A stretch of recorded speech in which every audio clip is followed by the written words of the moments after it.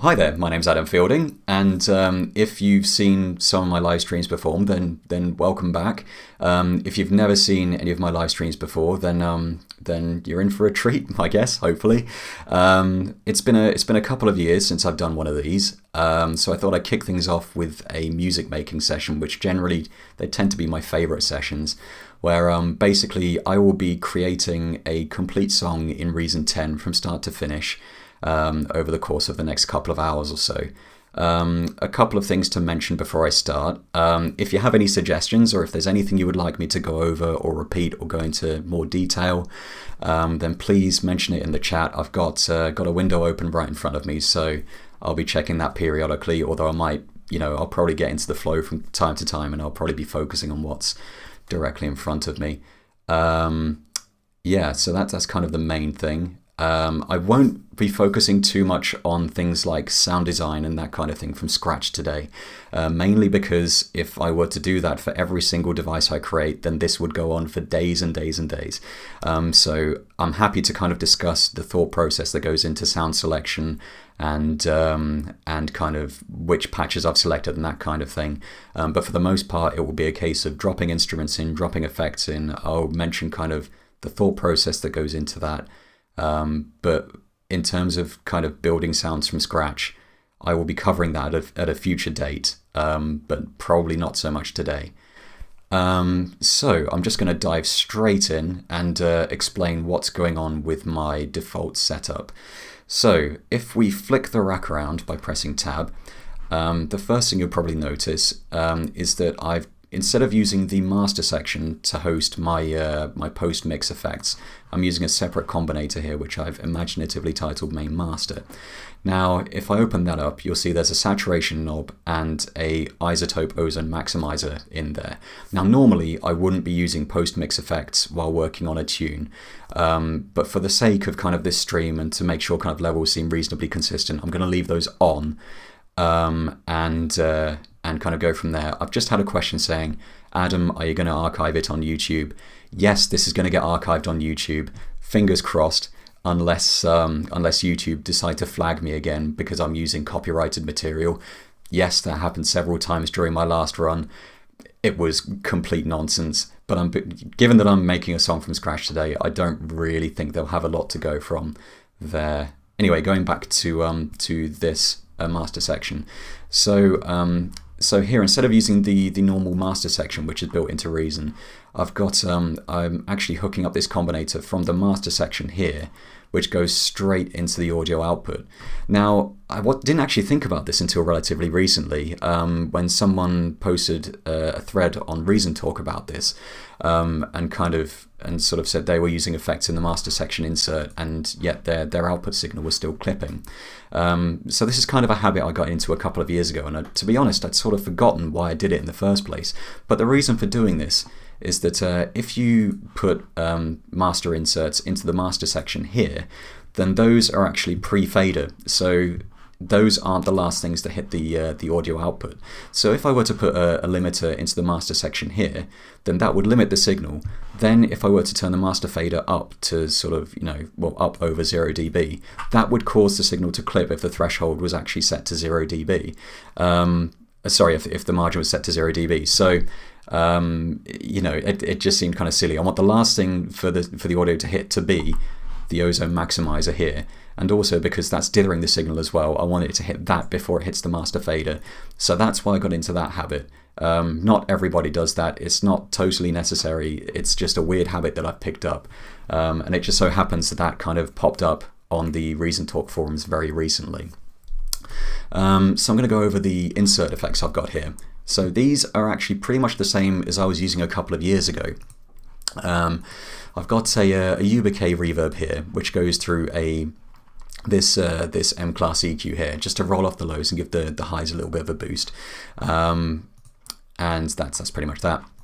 I've got a Kong here with a tape delay, a tape echo effect built into it. Now, this might seem kind of weird because I've got the echo straight underneath this, which is kind of aux send 3. But honestly, I quite like the character of the comm tape delay, and it's nice to have kind of two different variations of the same thing, which is kind of something that carries on into aux send 4, which is the DR1 deep reverb. Now, this is I'd say aux sends 3 and 4 tend to be the ones I use the most. Aux send 1 is kind of a nice, it's not a roomy reverb.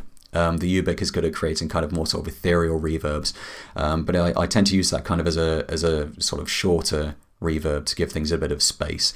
And I'll use the DR1 as kind of the really big kind of reverb, which I'm sure I'll be applying very liberally all over everything. And the echo here, that's unlike the tape delay I've got up here, that'll be a stereo delay, so that's kind of nice to add an extra sense of width to the sound, and maybe playing with the filter settings and pan and time and that kind of thing while I'm working on the track. But those are kind of my standard 4 aux sends that I have set up.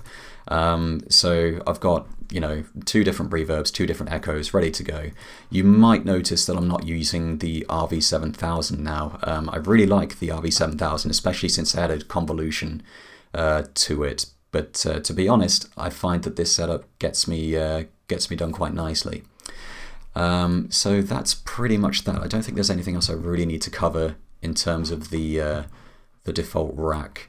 So I'm just going to dive straight in. I thought I'd play it a little safe today. I can already sort of imagine the disappointment that's brewing in some people's minds, but it's been a couple of years since I did one of these, so I thought I'll play it safe, keep it simple. So without further ado, I guess I'm just going to turn the tempo down a little bit. I figure I'll go with kind of a more down tempo sort of feel today. So let's get going. I was thinking I'm going to start with the drums because that always seems like a decent place to start, and I honestly have no idea where I'm going to go with this. I should probably mention that these are completely freeform sessions. Like I said, if you've got any ideas or anything like that, please let me know. It could turn up terribly. Someone just said, admit it, Adam, you just dislike the Mark II colour of the RV7000. You're correct, I do. I actually much prefer the original purple colour. I don't know what it is. I fired up Reason 7 recently just to make sure it worked in macOS Mojave, and I do quite like the old colour. There's something about the new colour which just doesn't really do it for me. But anyway, it's neither here nor there. I'm not actually using it in this rack. So, right, so what I'm going to do, I was thinking, I'm going to start with drums, but originally I was going to create a redrum and use a bunch of samples and drop those in. I'm not going to be creating drums from scratch today because it would take too long. I've got a bunch of drum hits that I could use, which I've used a combination of drum spillage and a couple of hardware boxes to work with. But actually, I realized earlier today that there's one thing that I haven't used in a little while, which is Polyplex, which is a nice way to show off the big new thing that's changed since the last time I did these, which is VST support. So basically, I created a bunch of combinator patches for a few of the Reaktor instruments that come with Native Instruments complete. So I can just drop those straight in without having to create an instance of Reaktor and then just kind of mess around with that. So, for example, I can just pick up Polyplex, drag it into the rack, and once it finishes loading,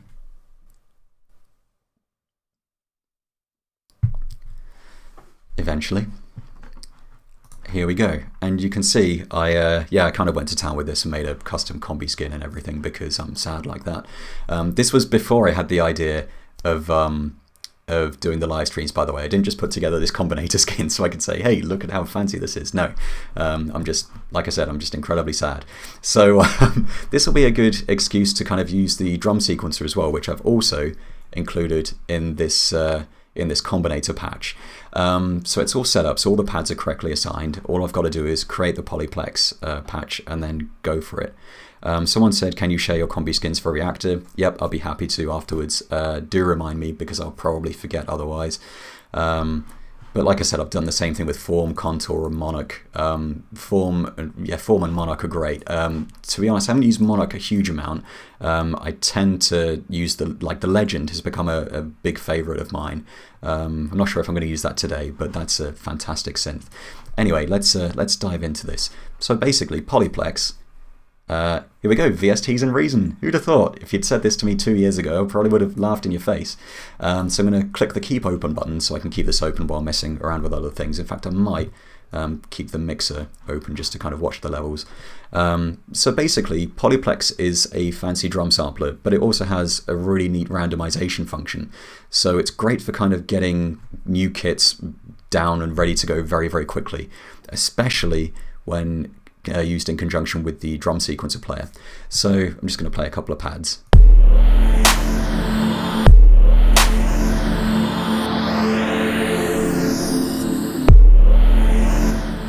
So first things first is I am going to turn that down so it's not deafening. So that I'm going to click on the randomization, the master randomization button here, just so I have something new to play with. So I'm going to click that, and that should. That's completely changed all the sounds. I don't think that sounds very good, so let's start again. Let's keep going. So basically, what I've realised is those one-shots do not sound very good on the kick, so I'm just going to mute those by clicking on the little speaker buttons here. So basically, all of the drums are comprised of 4 different layers in Polyplex. So here we've got 2 kick layers. The top kick layer is all, the second one is sub. So that's kind of the if I just mute the all layer, it's just the kind of the subby boom that kind of comes underneath the kick, and that's the main kick layer. So that's a kick, a bit of an underwhelming kick. So now I'm going to click this dice button, and it should randomize the sound again. Yeah, I can see I'm going to have to actually put some effort in here. So right, so I'm going to turn the release down on these drums so that they don't outstay their welcome. I'm going to turn the decay up a little bit so they have a nice sort of fade once I trigger them. So it's lacking kind of a kick, really, for want of a better word. It needs a bit more of a click. So if I just turn the release up a little bit. No. Let's keep trying this. Well, that's more like it. That's better. Right, so I'm going to turn the release up a bit so it plays the full sample. So that's a nice little kick there. Right, so okay, so now we're cooking. So now let's get a snare going. Oh, that's not very good. So I'm going to click on that again. So yeah, this is kind of adding an element of chance to things. You know, I'd like to kind of go in depth and kind of create a new patch using drum spillage and the whole bit and kind of show all that off. But this is a great way of getting decent drum sounds that sound great off the bat, really. So I'd like something a little more clicky with the snare, and not quite that clicky.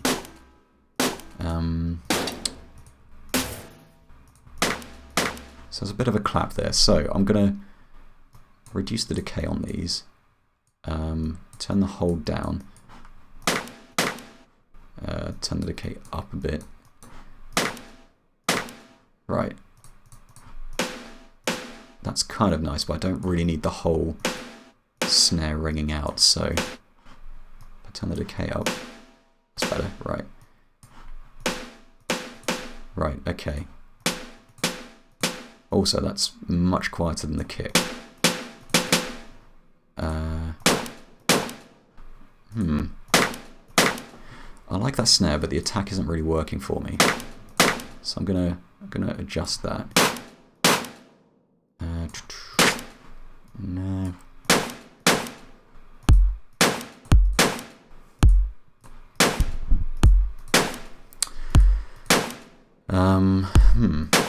So I'm just gonna keep messing around with this. I realise this probably isn't the most fun process, but to be honest, even if I was using samples, I would probably be going down this rabbit hole of trying to find a sample that would work well. Obviously, Polyplex is entirely sample based. It's just a means of layering up different samples until you find something that works. I actually kind of like that. Not sure about that. about that digital clap. I might adjust that. Oh no, that's way too much. Oh no. I kind of like that. All those are hats. I'll turn those up a little bit. That's quite quiet. I'd like that to be different. That's better. Right.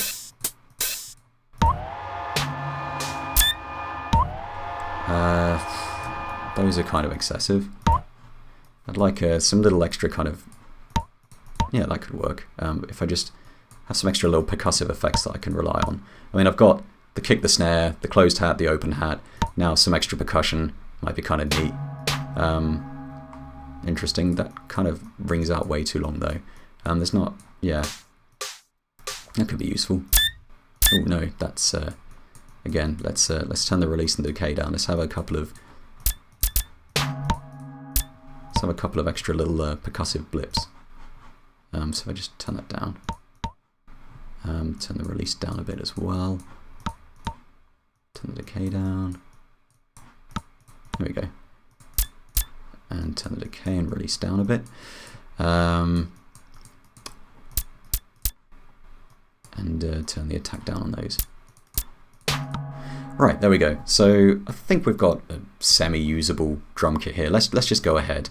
Right, let's play around with the drum sequencer. Actually, let's leave that open so I can see which pad corresponds to which. So I'm going to rename the pads to vaguely sensible things here. So the first one's the kick, the second one's the snare, third one's the closed hat, the fourth one is the open hat, fifth is perk 1. What was 6? That was the clunk. 7 is a kind of splashy sound. 8 is perk 2. Right, so I shouldn't really need to open that up again. So let's. I'm just going to program a very kind of simple drum beat. I'm going to keep the snare on the second and fourth beat, and let's just see how that's going.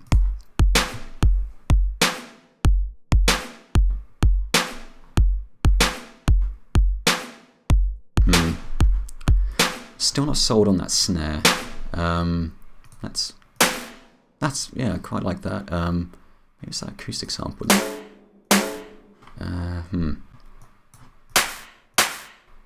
Yeah, I think I just need something kind of snappy. I don't want something kind of with a lot of kind of. I don't need something with a huge amount of body. So.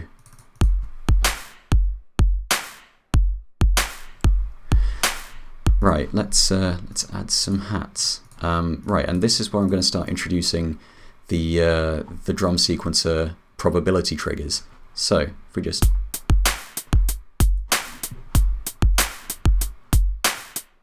turn that down a little bit. Right, okay, so it's quite a steady beat at the moment. Now let's start messing with that. Let's start adding some repeats here and there. Actually, let's add one there. Now I don't want that to play on every bar, so I'm going to set the probability here to 25%. So I should play roughly once every 4 bars. It's not a strict thing, but that should play one soon. Let's stick another snare on the end as well. Give that a 30% chance-ish of playing. Right, okay, that's cool. Yeah, let's vary these up a little bit because it's a very kind of static beat at the moment.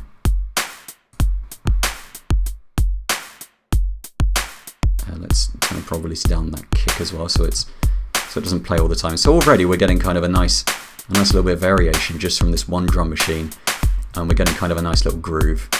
So no.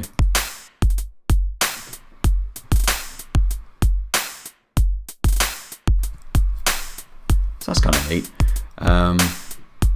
Let's have some percussive blips.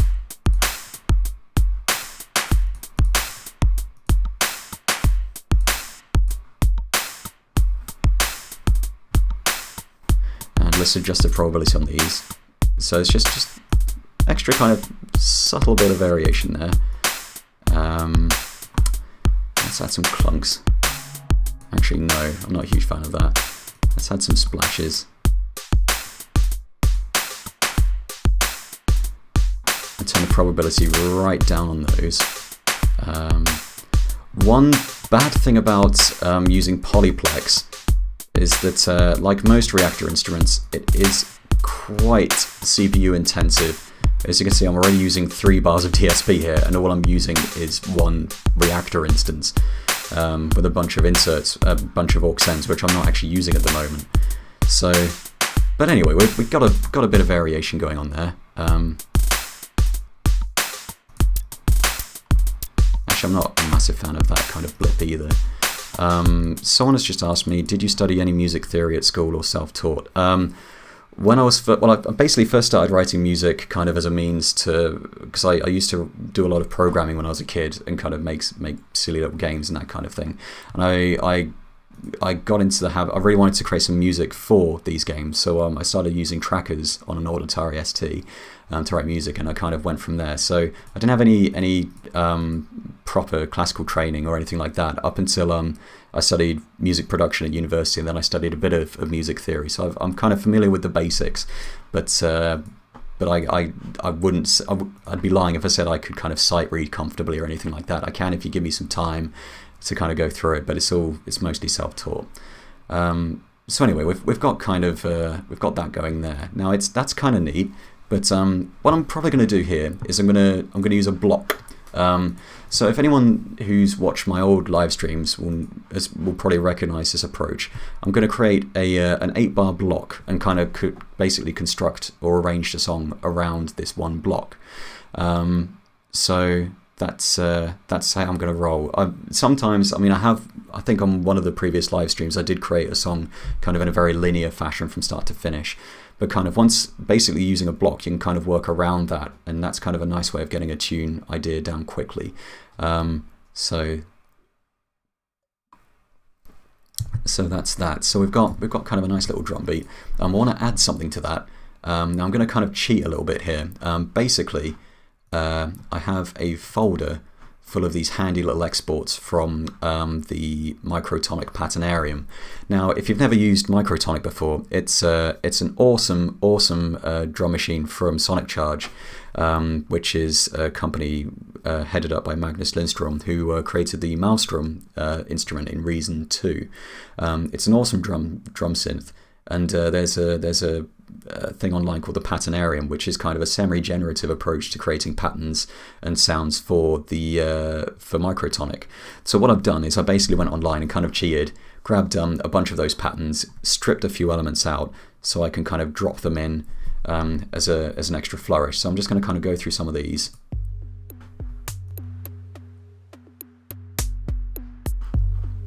It's too slow, really. I feel like I want something more percussive. Oh, that would work. That's a good one.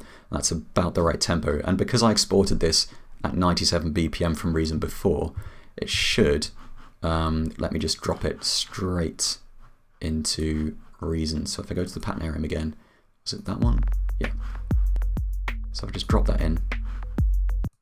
Right, so that's that. Now I don't want those booms or those kicks because I've already got the drum kit, which is sort of filling out that sound quite nicely. So I'm going to turn on the high pass filter on this Microtonic channel, which I'm going to call Microtonic Perk. And how's that sounding?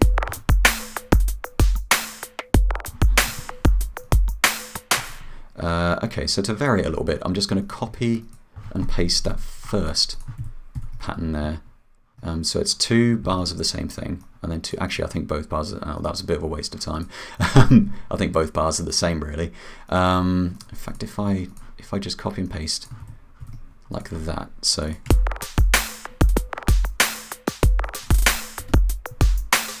Yeah, that works.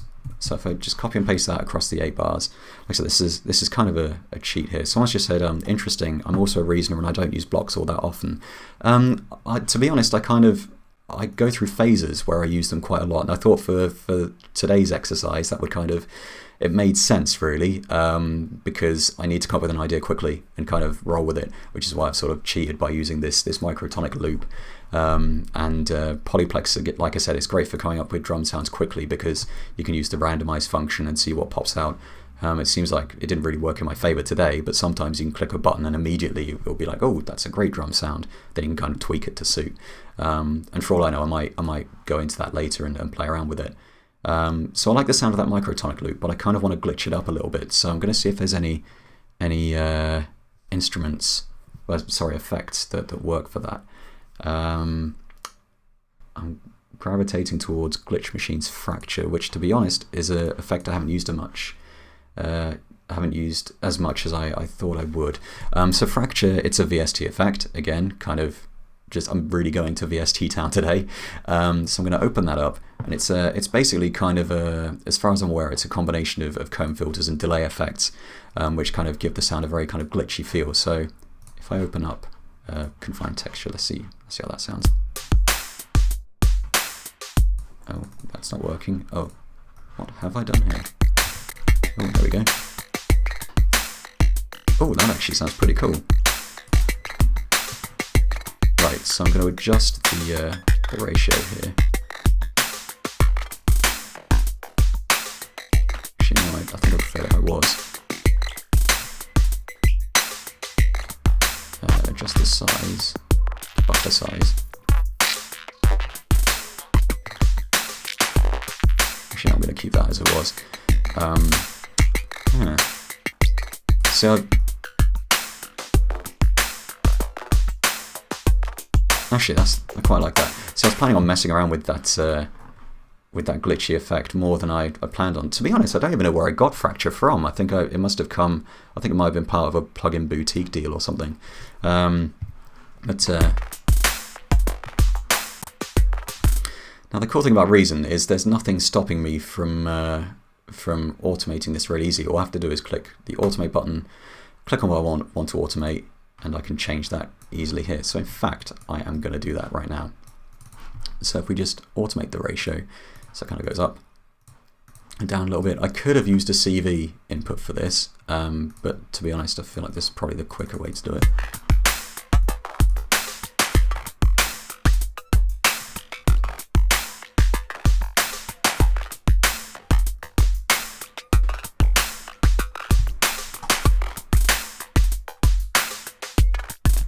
Someone's just put a link to the to Fracture in the chat, so yeah, please check that out. Oh, it's free. There we go. That's why I got it. Yeah, it seems like a pretty simple device. To be honest, I generally don't tend to be able to get that much useful stuff out of it. So today has kind of been a nice exception to that. So there we go. So right, so we've got some drums. I feel like it's time to add something to these drums, otherwise we're not going to get anywhere.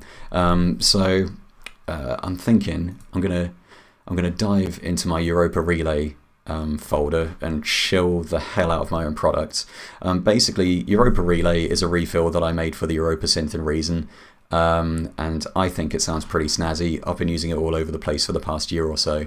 So I'm gonna basically just drop some atmospheric pads over the top and see where it goes. So I'm just gonna grab this one here, just drop it in. I'm going to turn the volume down a little bit so it's not too overpowering. So how's that sounding? Right, I'm going to use the high pass filter to roll off the lows a little bit there.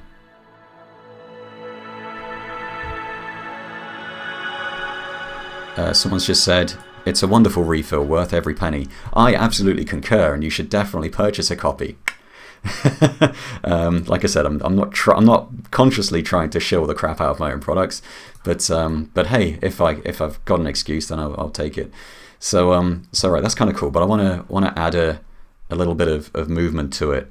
So I'm going to rely on an old technique of mine, which is to drop a synchronous effect over the top and use the sidechain preset, which basically just kind of gives it a very simple pumping sound. I'll just draw in a couple of notes, so I've got something to play with. So I'll go from A to F sharp, and I'll just loop that, so I've got something to work with.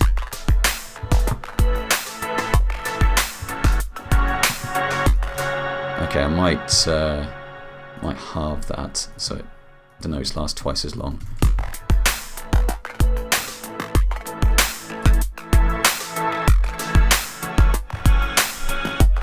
So I don't want the pumping to be quite as strong at the moment. It's just kind of dropping in and out. So it's like it's totally excessive. So I'm just going to adjust the level modulation there by just dragging the level knob there. So it should be.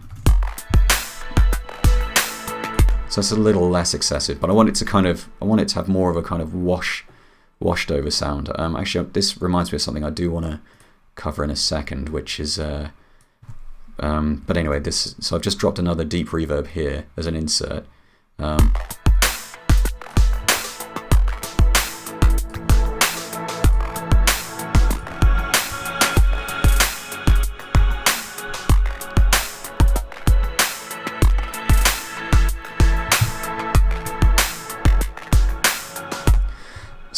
So that's kind of a nice little sound. So there's two things I kind of want to touch on here.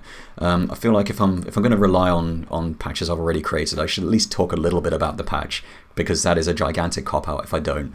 And also it brings me to another point, which is well, I'll get to it in a second, really. So this patch is comprised of 3 separate engines. So as you can see, there's 2 envelopes here which are incredibly slow. One is 4 bars, one is 0.122 hertz. So they're incredibly slow, so it's very, very slow motion. There's a couple of LFOs here, so there's one at 8 bars, 4 bars. So all very, very slow movements. So it's things that will kind of change and shift as the track progresses. I'm all about those kind of subtle movements. So here, this envelope here, this very slow envelope, is controlling the low pass filter, which well, this kind of master low pass filter, which is only engines 1 and 2, the oscillators here, are going to this filter. Oscillator 3 is bypassing that altogether and is going through its own low pass filter.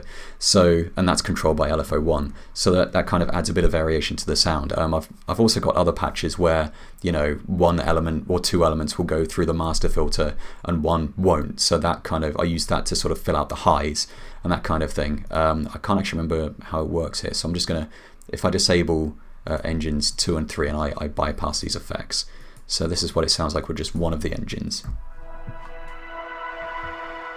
So that's kind of neat. So we've got that, and engine 2 sounds like, so engine 2 is kind of giving it that sort of more sort of toppy, high-endy kind of sizzly sound, and engine 3, oscillator 3, that's filling out the lows. So we've got kind of the lows, the more sort of toppy sound, and the mids with engine 1. Those 3 come together and they kind of form this more sort of rich sound that shifts and convolves over time. And that's generally how I approach sort of atmospheric sounds. You don't, obviously it doesn't really make a lot of sense to have 3 separate oscillators all kind of fighting for the same space. And the point I was going to get to a second ago is that if I turn off these effects, there's no use in creating a sound, as far as I'm aware, that you then have to process with a bunch of effects to sound good, because at that point you're just gonna, your mix is gonna get very, very tricky to control and tame. I much prefer the approach of starting with a solid sound and then adding effects to it to create something that's really solid. And that's the same approach I take to mixing and mastering. There's no point in trying to master a mix that's fundamentally broken. You might as well get the mix correct to begin with, and then mastering, you can use a light touch and it should sound good. So this is what it sounds like without any effects. I think the compressor does actually bring the level up quite a bit, so if I turn that on. So I got this kind of sort of futuristic sci-fi kind of atmospheric sound. Then you add the chorus, which sort of gives it a bit of width. Then you add the reverb and the delay, and it really fills it out. So it's not a case of trying to correct a sound that sounds fundamentally weak by adding effects to it. It's a case of enhancing what's there by kind of giving it a little bit of a flourish. So anyway, that was kind of my very quick dive here. If you're interested in checking out Europa Relay, I promise I'll stop shilling this in a second. If you go to my Fielding SoundWorks website at fieldingsoundworks.com, there is a free refill available which has a selection of patches which you can check out and use in any project you fancy. So that should give you a good kind of flavor what's in there. But it has kind of formed my my own sort of sonic palette for the past year or so. I really should get and make another sound bank at some point, just so I have more to play with. But I've also got a massive sound bank and a Serum sound bank, which I don't use as much, but they're both, I think they're pretty good. So let's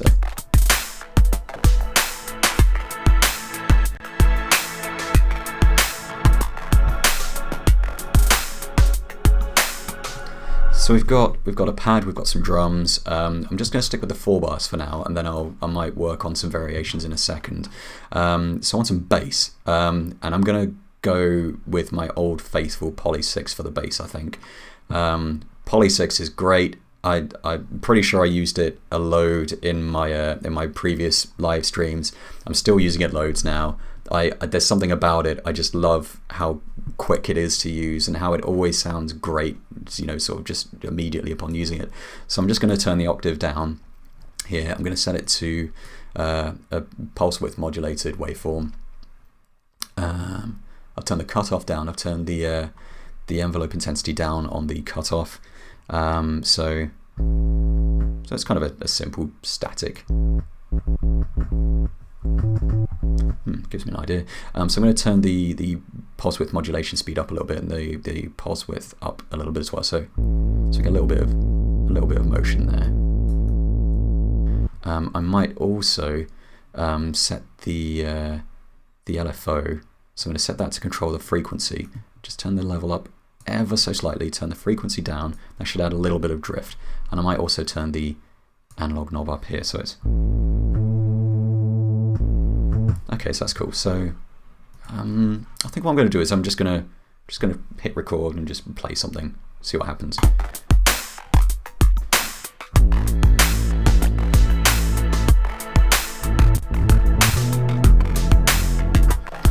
find it helps if you don't play like a moron and play the correct notes. Right, okay, so let's try that again.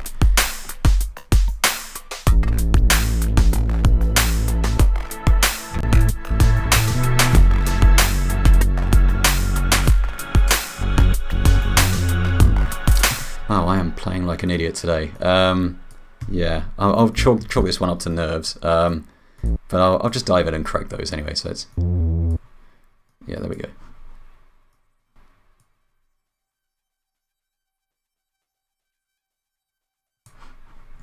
Right.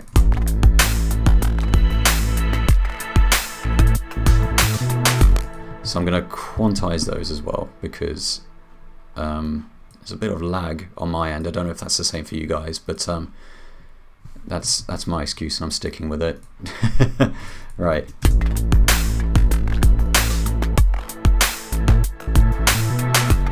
Wow, that is terrible.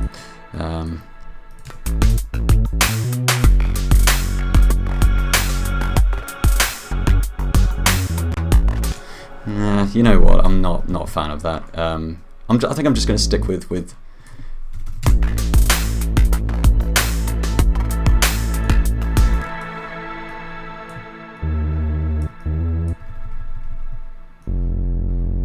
Just draw in some notes.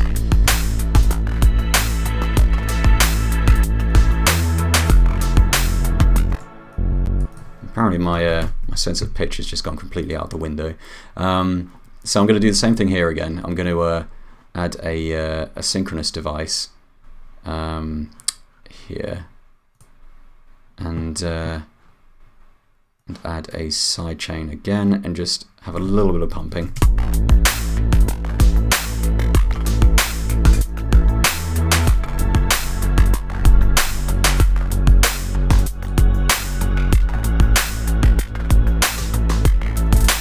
Okay, so that's filling out the lows kind of nicely there.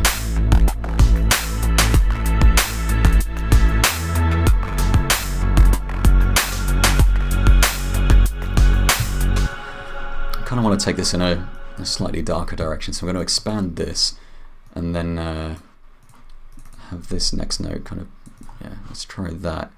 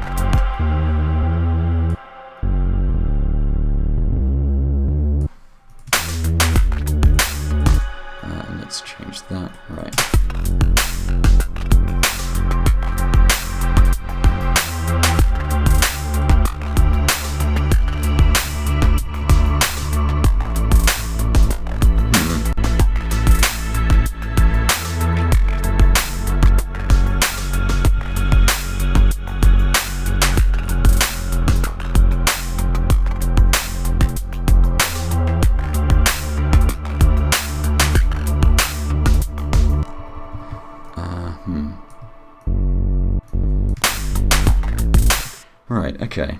So I just said I'm getting the occasional dropout, just a couple of seconds at a time. Is it just me? Can anyone else confirm or clarify that? Because obviously I have no way of telling on my end.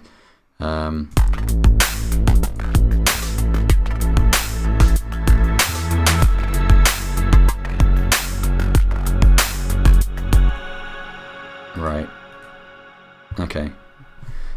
No dropouts apparently. Right. Okay. So I'm going to add a couple of bends just to sort of give it a little bit of tension. So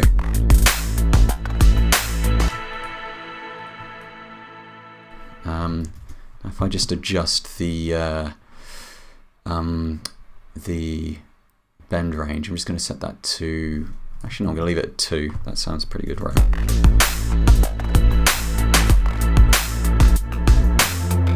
And then set that down there. So right.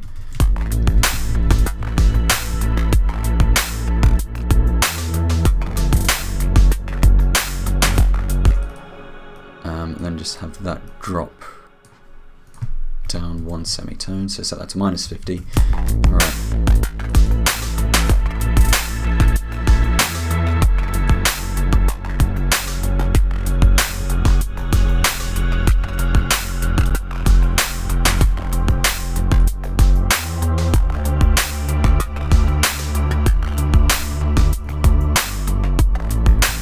Alright, let's no, I'm going to leave that.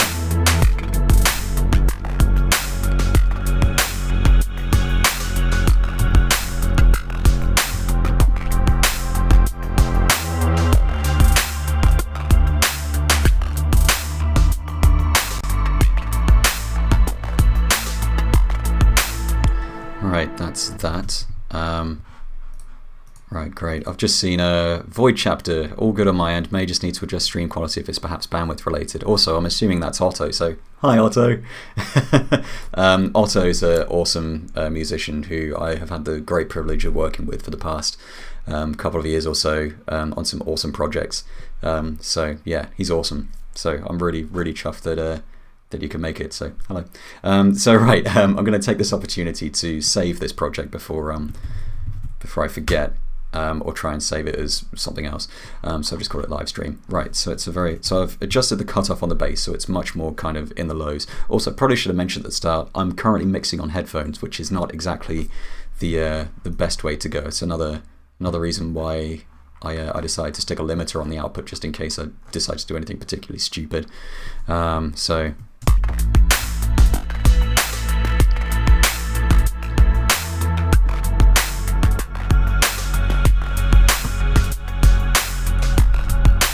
Just going to take this opportunity to change the names of some of these. So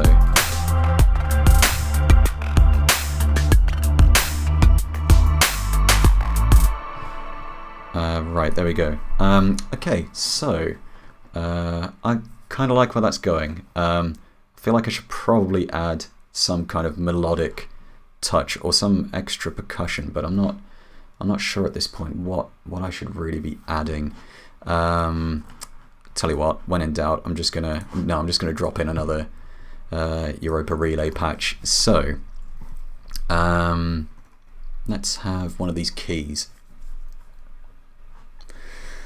Tracker, that sounds reasonably appropriate. So I'm just gonna.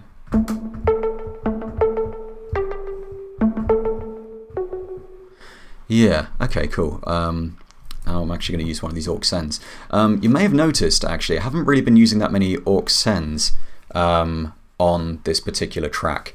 Actually, I've kind of got in the habit of using more inserts now, mainly because I've been working with, I've been collaborating more and more over the past kind of year or two. And it's actually much easier to use inserts, because then when you bounce the stems to send over to someone else, they're baked into the stems. Whereas if you're using aux sends, you end up with channels which are basically all of the effects which are routed to the aux sends. So you end up with all of the reverb on one flat stem, unless you solo each track individually and export it like that, which is a total pain, and I really don't like doing that, which is why I haven't actually used that many aux sends. In fact, I am actually going to use an insert here as well, because I want the reverb to totally wash over it. Someone said, is your refill on the Propeller Head shop, or do you have a different link? It is in the Propeller Head shop. Unfortunately, to the last of my knowledge, they have an older version of the ReFill, which doesn't include the patches for the VST version of Europa, which is a shame. But if you have the propeller head version, which doesn't have the VST patches, send me a message with your invoice and I will send you the updated version with the VST patches. Or you can get it from fieldingsoundworks.com, and that includes all the VST patches. So it's entirely up to you. So yeah, we want that reverb to really wash over the sound. Someone said, nice and tidy, my rack always looks like unicorn vomit. That is a hell of an analogy. To be honest, I feel like I'm kind of showing off a little bit for you here, guys, because my racks are normally god-awful and look terrible. So I'm just going to call this reverb keys. Yeah, so you know how I was saying, it's great to start with a strong sound, and then add effects to something that works. Well, I've totally ignored that, and I've taken a really simple sound and drowned it in reverb, but whatever works. So, right, so I'm just gonna...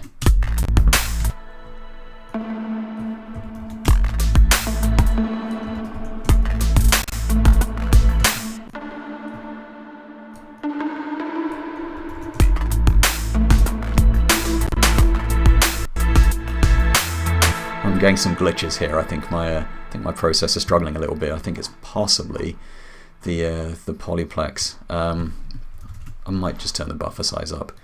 That'll probably help it. So I'm just going to crank that right up. So I'm going to experience a ton of lag.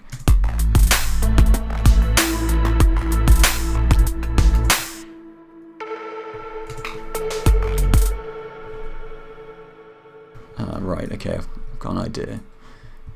Okay, so.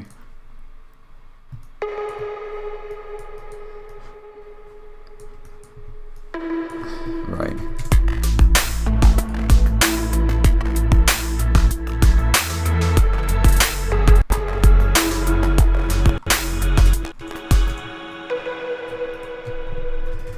I might just focus on that for now, actually.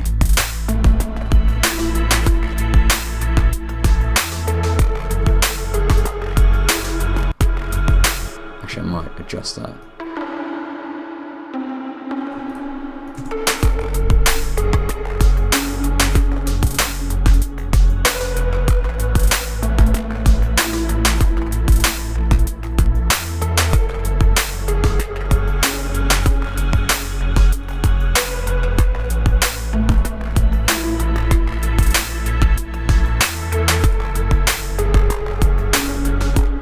So those blocks kind of coming together a little bit. Now I'm going to adjust this.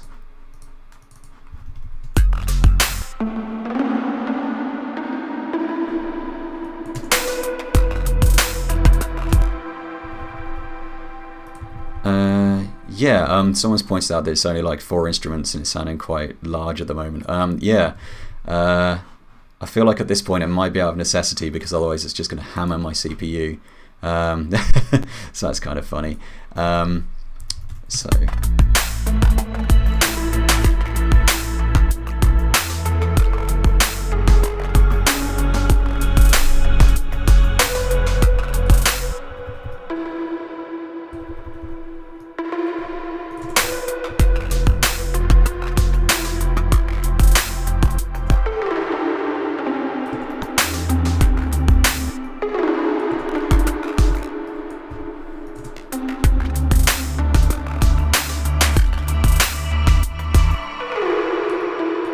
Yeah, I absolutely love Europa. It is like it's really interesting, because when I first started using it, when I first saw it, I was really on the fence. I was actually kind of, oh, okay, so this is good. This is supposed to be the follow-up to Thor, because I love Thor.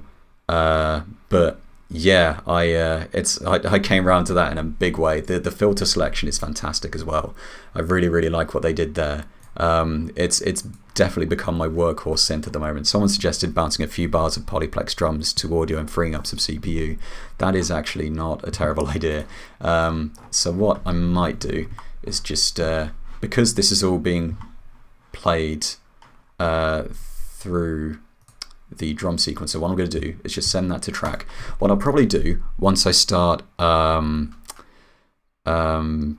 adding stuff to this block and kind of arranging the song properly, what I'll probably do is just bounce a massive stem of polyplex and then just kind of chop that up and mess around with it. I'll see where I go. It's basically baking in alterations as I go, but I'll bounce in place. Just noticed Brian's popped in. Brian's another awesome musician who I've again had the great privilege of working with over the past couple of years. So hi Brian. Really cool to see you guys here. Yeah, and I should be making use of aux sends if I want to conserve CPU time. I'm basically being incredibly poorly disciplined at the moment, but oh well.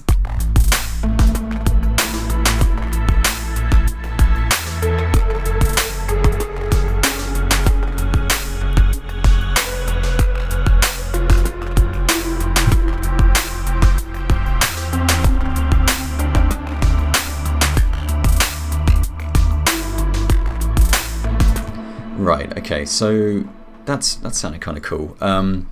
Yeah, I really should be making more use of aux sends. In fact, let's start. I'm gonna turn off some of the effects on these Europas actually, because that texture doesn't need reverb and then to go through extra reverb. That key patch doesn't need delay and reverb to go through more reverb. So I'm going to use that reverb insert on the keys. Add some echo. I'm going to add some echo to the texture as well.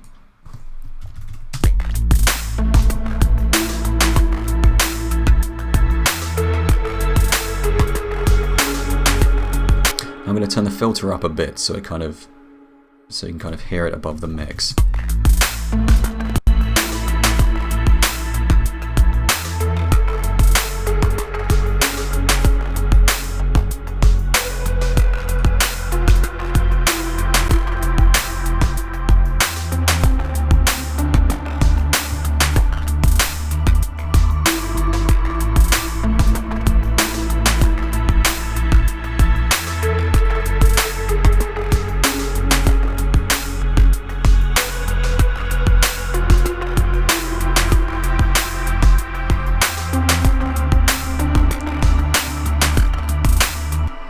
Now the cool thing about that is I might actually turn the delay off on the texture, is because I'm using the aux send, well I was using the aux send on the texture and the reverb keys after it's gone through the reverb insert, the reverb on the insert is also being delayed by the aux send. So it's like a nice kind of free wash over the echo, which is quite nice. So I feel like I need to be a little more conservative with what I'm doing here. Again, this is kind of the problem with entering VST Town, is it's going to hammer your CPU. So anyway, I feel like that's kind of a nice place to start. I'm actually going to get rid of that bounce because I'm going to want to change those drums very shortly anyway.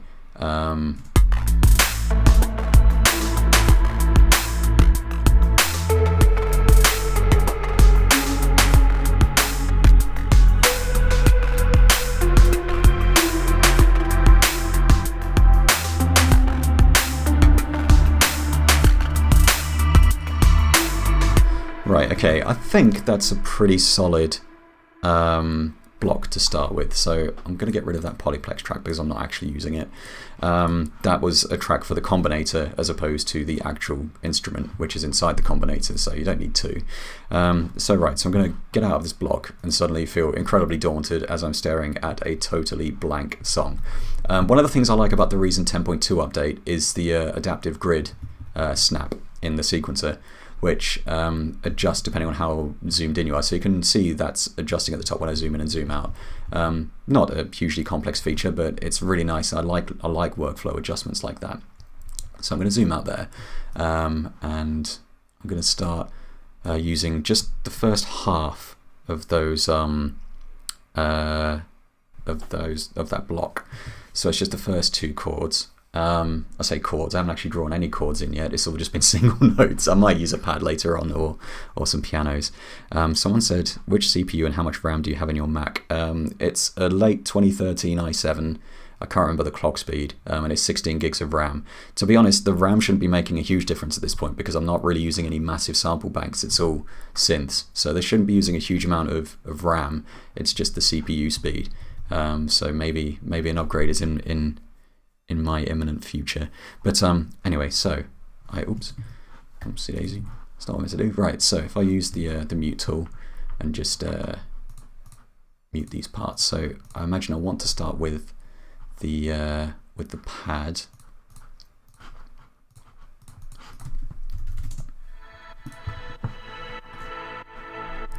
Now I don't want that. I don't really want the pumping sound to be there kind of immediately.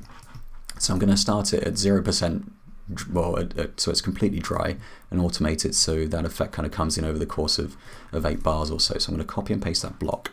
I'm going to do something else in a second, which is kind of another little cheat, but so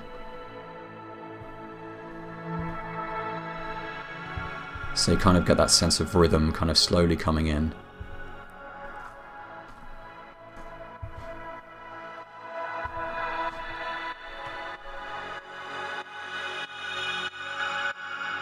Right, okay, so that's cool. So that's first. The great thing about this is I've got a block that lasts 20 seconds. So I've got 20 seconds worth of material to play with that I can kind of build a track around. Now, whether I actually create another block or not, I'm unsure at this point. So I've got that block ready to go. Someone said if you turned off hyper-threading, makes a huge difference for me performance-wise. I'm pretty sure I have. Let's have a look. Yes, I've disabled that. Yeah, I seem to recall that made a pretty big difference for me as well. So that's cool. So right, I'm going to head into a handy folder called Textures. Now these are a bunch of textures which I created over the course of a couple of months last year, and kind of I tend to kind of add to it from time to time. These are basically, I used a series of found sounds and synth sound design and kind of used a bunch of synths. Like I used Alchemy quite heavily on these, and Grain and Pull Stretch and a couple of Reaktor effects to basically create these weird sort of textural sounds. So I've got these kind of looping sounds which sound like this.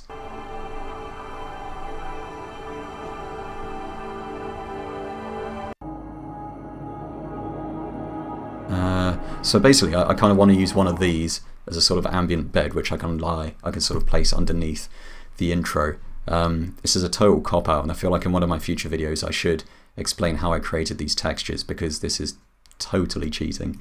But I'm just going to drop that in now. I'm going to transpose that up 1 semitone because apparently it's G sharp. These are pretty dubiously named at best. I'm pretty sure those root notes aren't entirely accurate, but let's try that.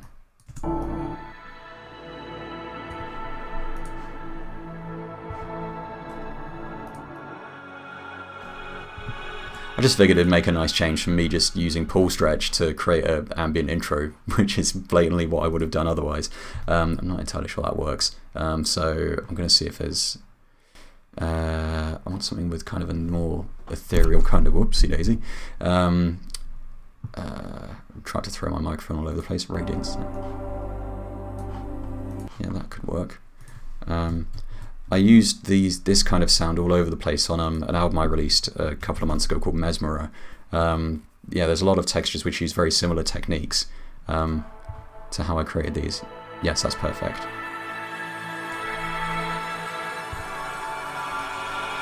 When I say it's perfect, it's sounding kind of dissonant. Also, I want that pad to filter in, so I'm just going to drop in. Actually, no, I'm not going to do that. I'm going to use the low pass filter on the SSL channel, automate that, and just have that fade in like that. So I might do the same on this as well, except on this one I might just use a filter here, the old ECF42. So if I just have that filter in like that. Actually, I want that to be slightly more open. Actually, you're right.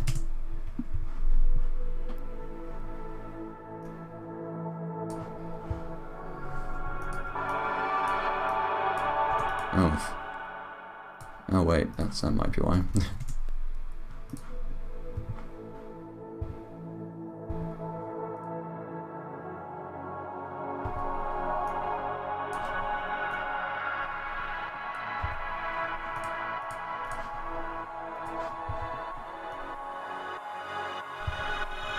yeah, I'm not sold on that texture idea.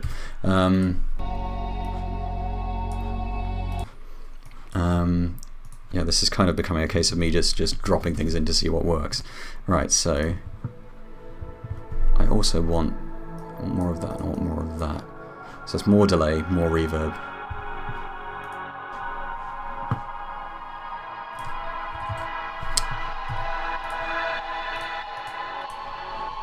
That's better, right.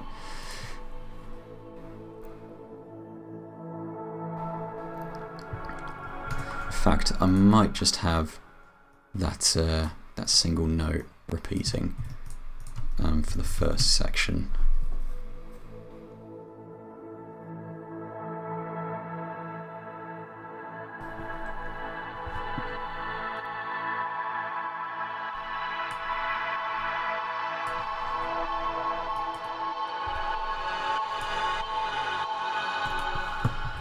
So that should loop perfectly, so I'm just going to copy and paste that a couple of times. I'm still not entirely sold on this this whole texture idea. That's not going to work. That could work. If this doesn't work, I'll just try something else. Yeah.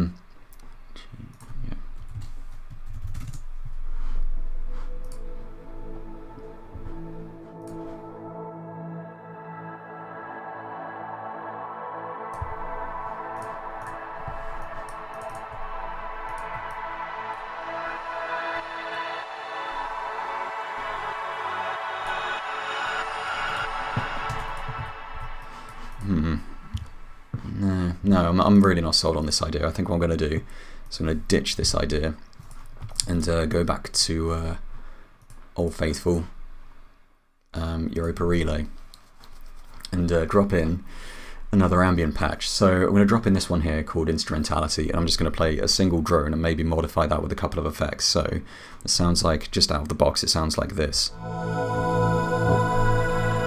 Sounds loud, is how it sounds.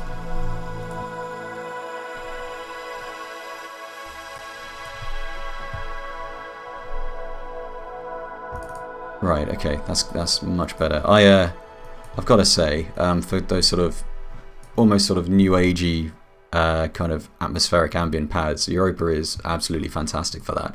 Which is kind of a weird thing to sell a synth on, new age pads. So actually, I'm going to try something that doesn't introduce kind of dissonance as it progresses. So I'm going to use, how does this one sound? Well, that sounds pretty good. Right. Right, so that's Cliff Dive. Right, so I just draw that in there.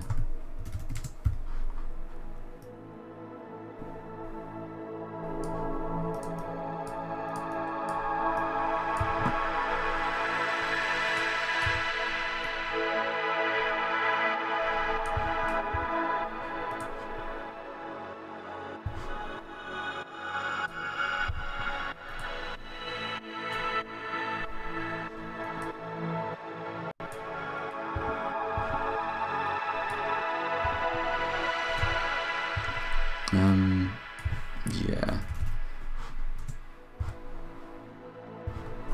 I'll just turn up the high pass filter a bit just to roll off some of the body there.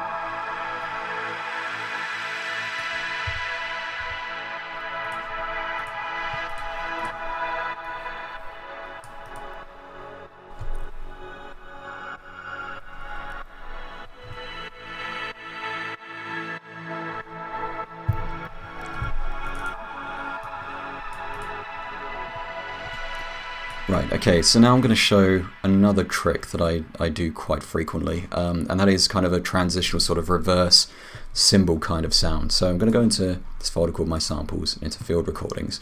In here there's a bunch of field recordings of odd stuff I found around the house. So I'm going to just use the sound of a bin slamming closed. So I'm just going to drop that in. And you're probably thinking, how on earth is that going to work as a transitional sound? Because at the moment it's going to sound like this. Wow, that doesn't stick out or anything. So right. So what first thing I'm going to do is I'm going to reverse that.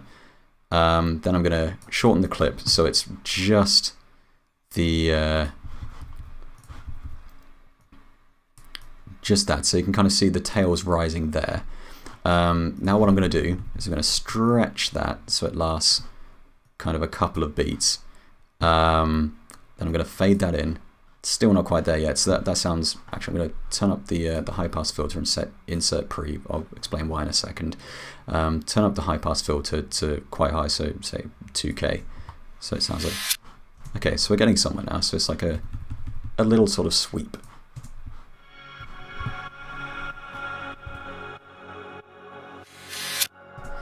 Still not perfect, so I'm actually going to zoom out a little more.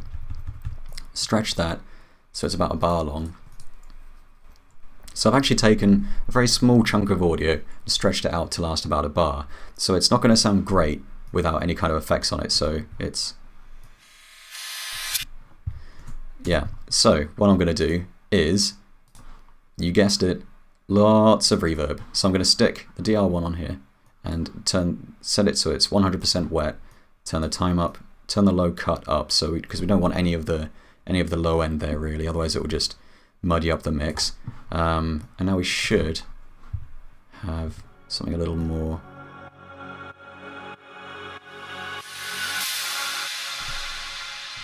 So there we go. So now we've got this kind of nice little sort of reverse effect there. Someone just said, have you used grain?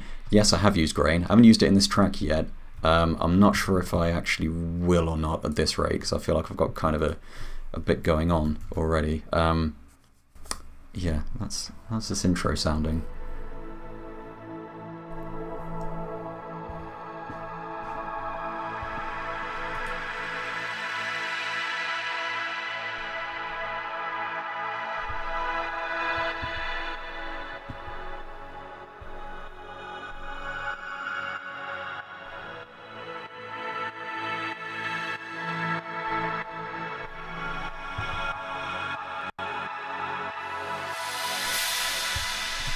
Okay, cool. I feel like that's kind of an opportune moment to bring in some drums. Not all of the drums though.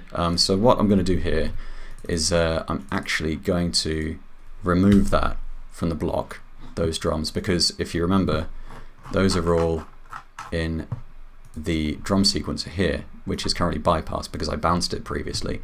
Now what I'm going to do is I'm going to sort of cheat a little bit here and just say... That's 5 minutes, that's loads of time. Now I'm just going to bounce. I'm going to send all of that to the track. I'm just going to sit here and wait a second while it just sends 5 minutes worth of... Actually, no, that's way too much. It's going to take forever. Yeah, about 40 seconds will do for now. So I'm just going to send that to the track. So that will give me 40 seconds of drums with those extra little sort of variations in the drum sequencer printed to the sequencer. Then I can kind of play around with that in the sequencer, add my own variations if I want to, and kind of see how it goes. In fact, what I might do for this next section is just have the kick come in and some of that sort of microtonic glitchy percussion before I bring in the drums properly. Sort of build it, sort of have everything come in layer by layer. See where we go from there. Oh, that's annoying. Didn't actually bounce anything. Right, what's going on here?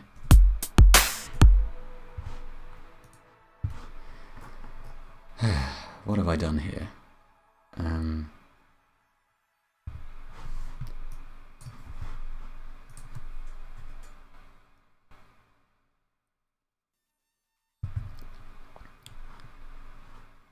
Oh, bypass is on. Well, that was stupid. Oh, but it's still, for some reason... I have no idea. Right, okay.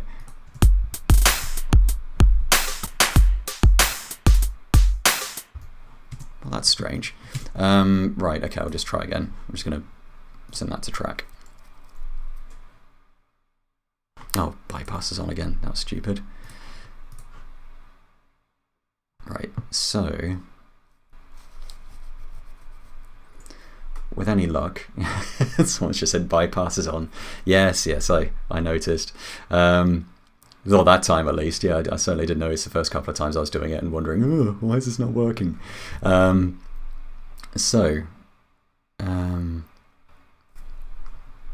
This should, in theory, give me, yes, that's given me plenty of the drums that have been sequenced using the drum sequencer to play with. So, I mean, that's not really what I want now. So,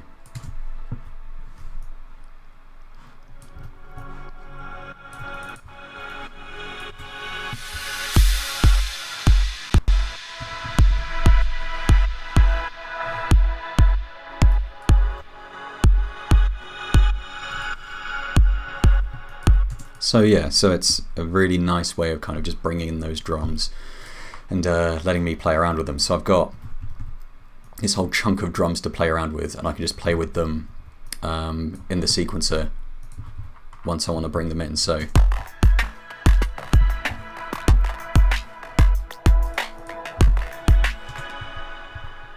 now, I want that one. So I've just unmuted the fracture ratio automation. Now I'm going to have that sort of fade in from the high pass filter, so it'll sort of start off this very kind of subtle sort of clicky effect as it comes in.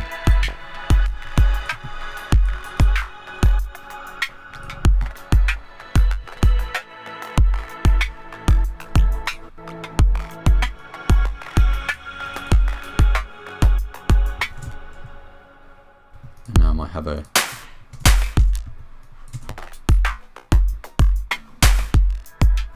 So that's that. So now we've kind of got a kind of a lead into one of these blocks. So I feel like now would be a good time to introduce some of that bass and not have all of those hats. Just have the close hat. So if I remove all of those channels,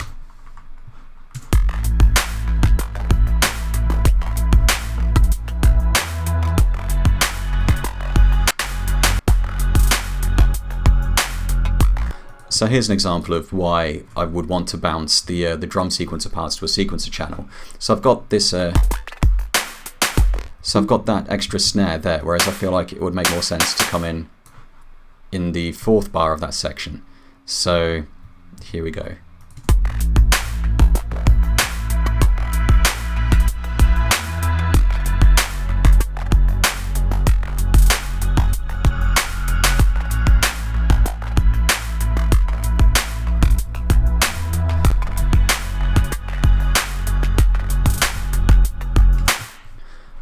In fact, I might mute that bend there and have that come in the next block. This is the best thing about working with blocks, is that you've already got the components there. If you don't want to use something, you can just kind of draw over it or mute it using the mute tool, which you can get to by pressing T.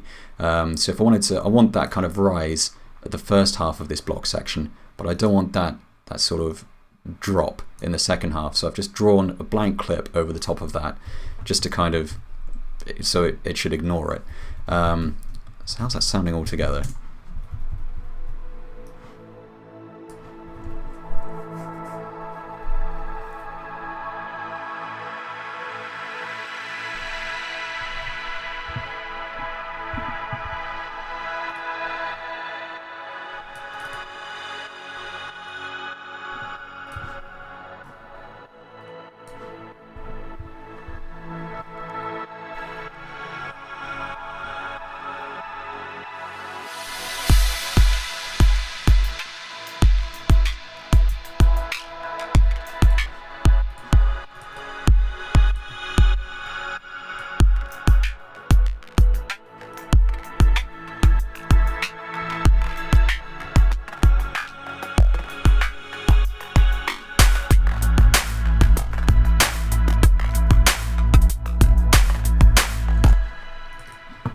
Actually, I'm gonna mess around with this a little bit. So again, I'm just, instead of using a block, I'm just gonna I just want one bass note to play here. So I've just basically overwritten that. I'm going to keep that bend in there because I kind of like how that sounds, and I'm also going to overwrite this as well. Oops, I didn't mean to zoom in. And just have that single A. So it's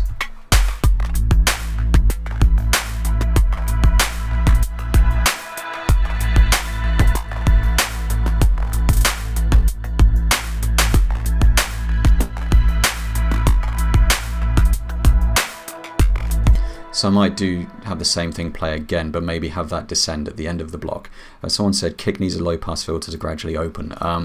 I would love to do that. Actually, yeah, that's not a bad idea because it's just the kick. I was going to say that probably wouldn't work because Polyplex doesn't have individual outs set up the way I'm using it, but at the moment it's just the kicks playing at the start, so I could do that. Let's do that. Great suggestion. Thank you very much. Okay, so I've got the low pass filter here. I was going to do something else in a second as well. So I'm just going to, I've turned on the low pass filter. It's fully open by default, so I'm just going to have it come in there.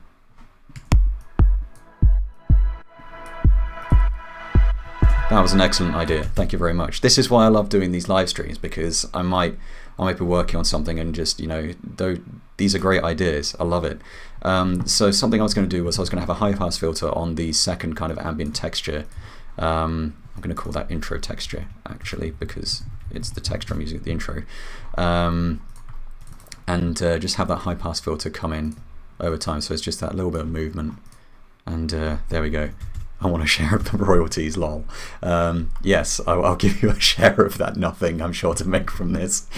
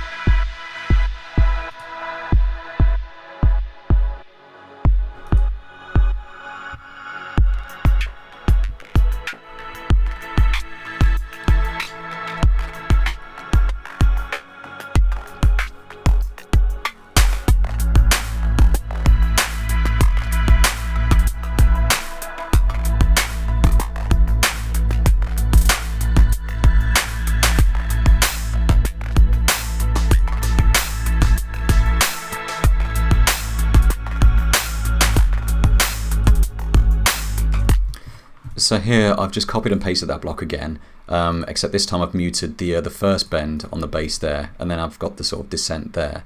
I also want the filter cutoff to kind of open up on there. You'll notice I'm doing a lot of kind of filters opening up and all that. It's just a kind of a nice way of adding fades. Someone said, can't you send Polyplex to individual outs? To my knowledge, not easily. I could be wrong.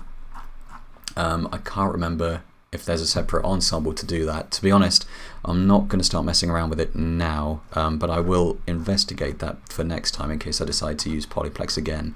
Although, given that it seems to be hammering my CPU, I think I'll just be using drum hits next time with the old redrum or red drum, depending on how you pronounce it.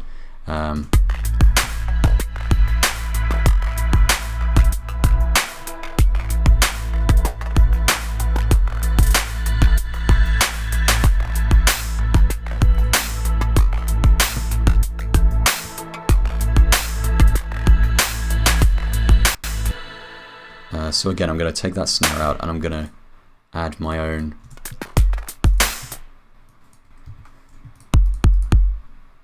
So I just want to adjust the velocity on those. So someone has actually mentioned this in the chat, this little technique I'm going to do. So I've just highlighted the notes I want to adjust the velocity of. You can just hold down on a Mac, you hold down Command and Shift, and you can adjust, that causes you to just adjust the velocity on those notes. Whereas if I didn't have those selected or I just drew them in, it would also adjust the velocity on those hats there. So I'm just going to undo that. Actually, I don't like that triplet feel, but I do like the threes. Oh, I don't know. I'm on the fence there.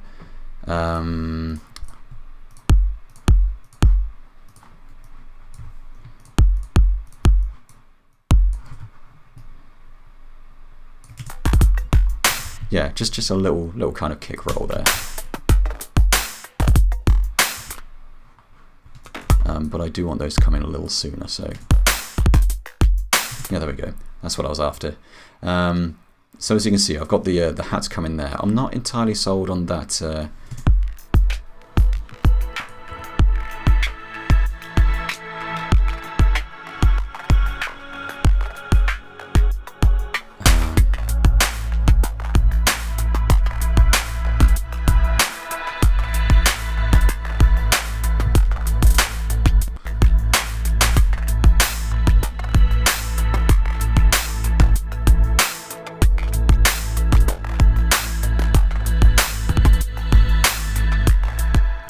I'm going to have another snare there as well, but I'm going to have it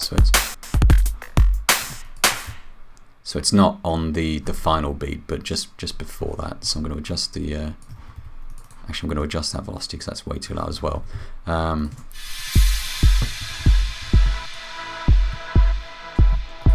might also add a fade to that microtonic percussion. So what I'm going to do here is I'm going to add a line mixer and just route that in there. Now you're probably thinking, why on earth am I not just automating the SSL mixer? Basically because once you automate the SSL, or any mixer for that matter, it makes it incredibly difficult to tweak levels or tweak the mix after the fact. So say I automated a fade in there, that would then essentially lock that channel to minus 7.33 dB. If I wanted to adjust that, I would have to automate the entire sequencer, the entire length of the track, or clear the automation and draw it in again. It's just a bit of a pain. That's a habit that I kind of dropped very early on. Actually, what I might do is so I'm turning on the reverb on that microtonic percussion, but I'm going to set the send amount to 0. So I'm just going to automate it. So so the send level goes from about 95 to 0.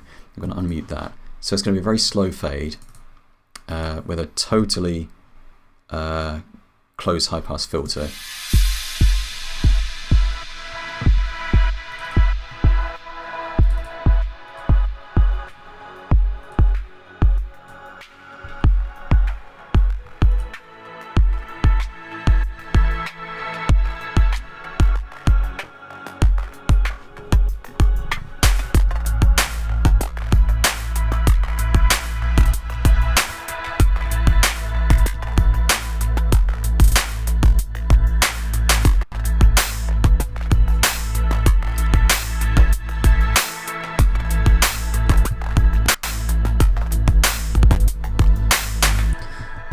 Someone's just said, I use kilohertz gain for the same purpose. Yeah, that's actually a good idea. I could have used kilohertz gain there. In fact, I haven't been using nearly enough kilohertz stuff here. What I might do, now that I think about it, is I was going to use some of the widening on those pads, but actually I think there's enough going on there as it is. So I'm just going to concentrate on continuing this track. So we're 1 minute 10 in.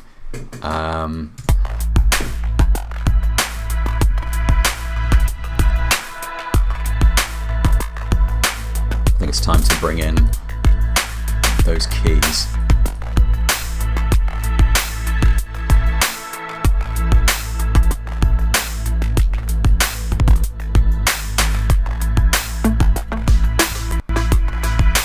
Oh, what have I done here?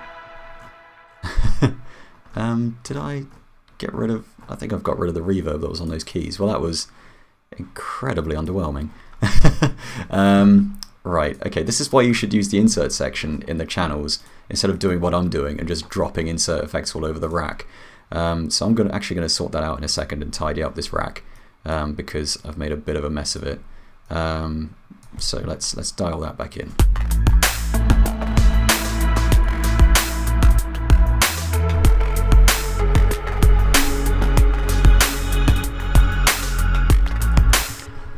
So you can see I've still only used the first half of that block. In fact, after the next section, I'll bring in the second half, and we'll get a nice interesting chord change.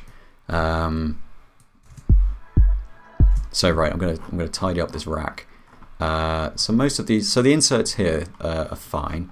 Those I'm gonna put inside here and reroute them accordingly.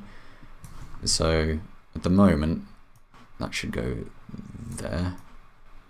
So now I've routed the Europa straight to the input of this mix channel, and I'm routing the inserts correctly like that. So now I can fold that up, the inserts are safely in there. I'm going to do the same with the bass as well. So if I take that synchronous, take that out there, take that out there, route that to the input, take the insert effects there, and there we go, those are routed correctly now. So I shouldn't start deleting stuff accidentally. I'm going to rename that to reverser. So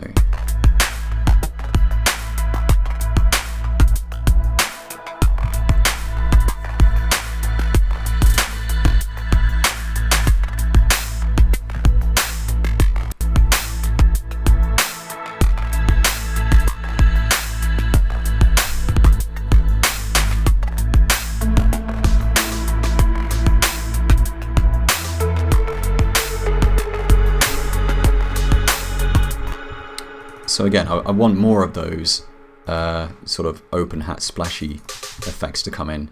So I'm just going to copy that, paste it over here.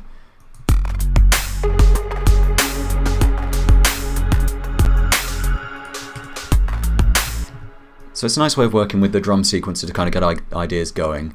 And then you can just kind of drop those into the track and then adjust them to suit. So you get all of the inherent variation caused by the probability triggers on the drum sequencer, plus the additional benefits of then manually editing it.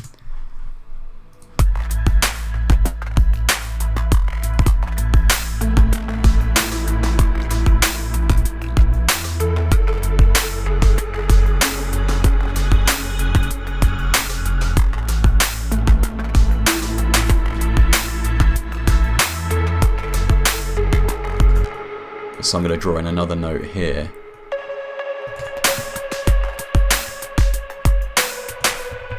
And then extend the rest of that block, and we'll get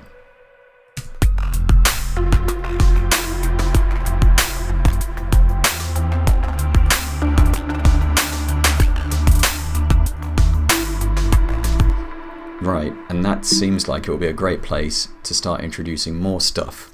I don't want to introduce too many elements, and I've got an idea for what I want to do with the keys. It'd be cool to add kind of a sort of delay, pitch shifted echoing effect. So what I'm going to do is, actually I might use the Kong for that. So if I just solo that channel, because I'm not using this this Kong delay for anything else, so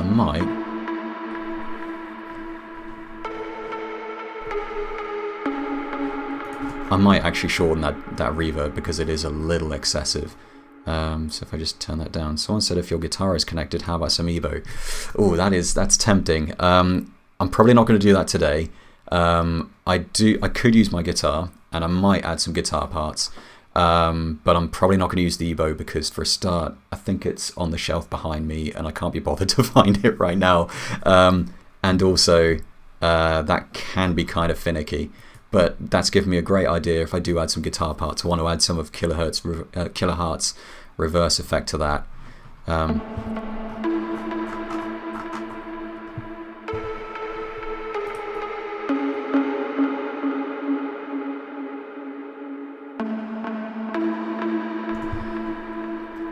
So that's kind of added an extra different. Someone said, "How about some Enya style vocals from yourself?" Hey. Don't knock it. I might go down that path. What was I doing? Sorry, I'm finding myself getting very easily distracted at the moment. If I just add a pitch shifter, Kiloheart's pitch shifter, have that go from there.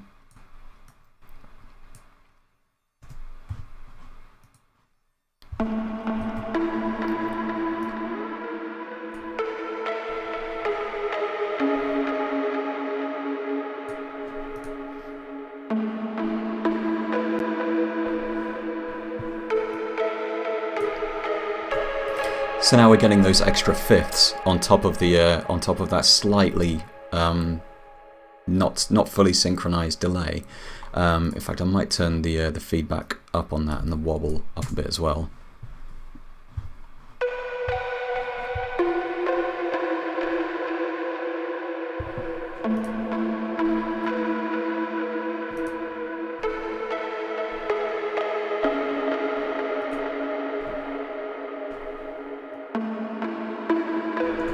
In fact, what I might do is add neutron particle emitter to this as well for some extra sort of odd granular effects. In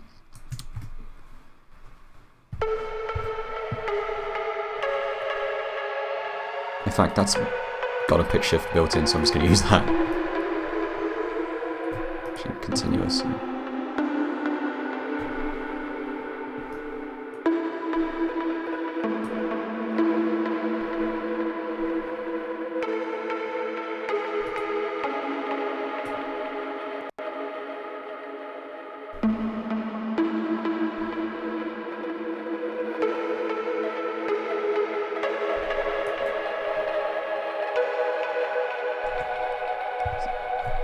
So now we're getting these really interesting sort of granular overtones slightly. So if I just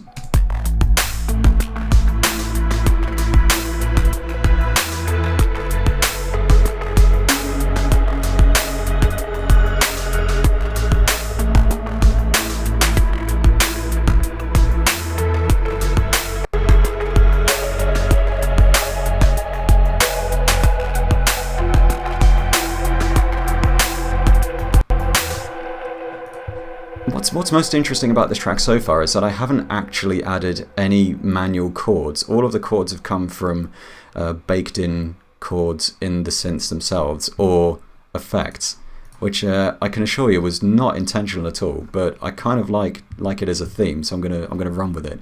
So I don't want those keys to come in immediately, so I'm going to turn that down, and so when the keys come in, I might have them come in the next section perhaps. So I've just copied and pasted that. I'm going to have to... Right, so here I'm going to grab some more drums. So again, I'm getting those extra variations and all that good stuff.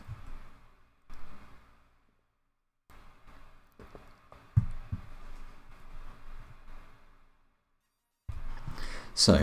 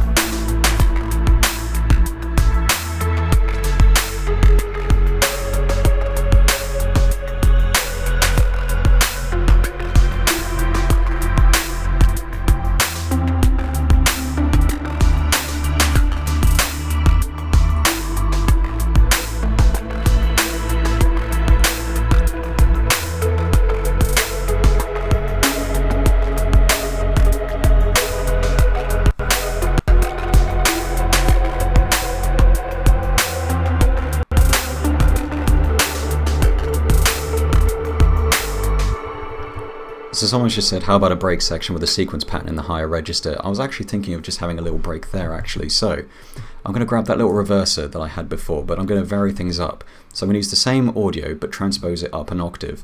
So, and also maybe stretch it a little more, because if there's one thing I've learned, you can't stretch anything too far. All right.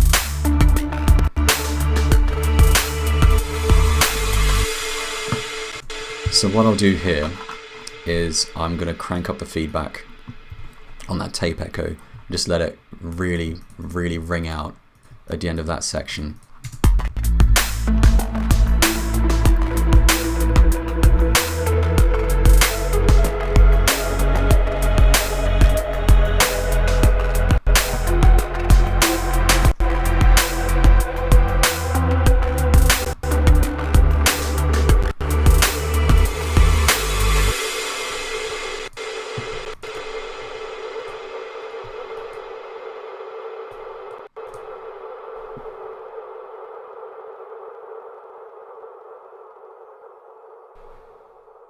So that's kind of neat. So that's one thing I like about the tape echo on the Kong as well, is you can really crank up the feedback without it getting super overwhelming. Unfortunately, you can't automate the frequency or resonance. I think you might be able to if you stick it in a combinator, but I'm not going to do that. So I might turn that down a little bit as well. The reverser is a little bit much at the moment. How's that sounding at the start? There we go. Right.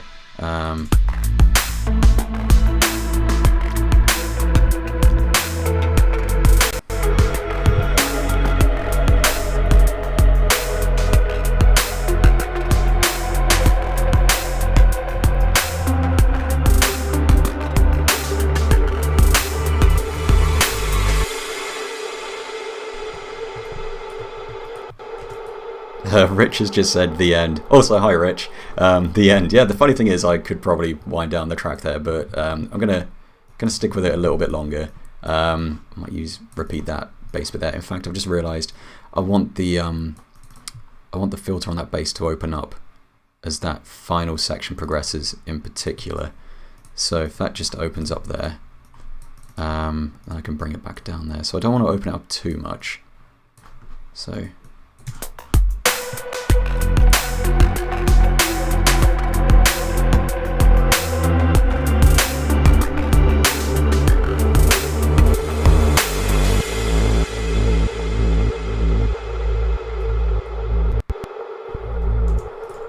So I feel like I want to add something there.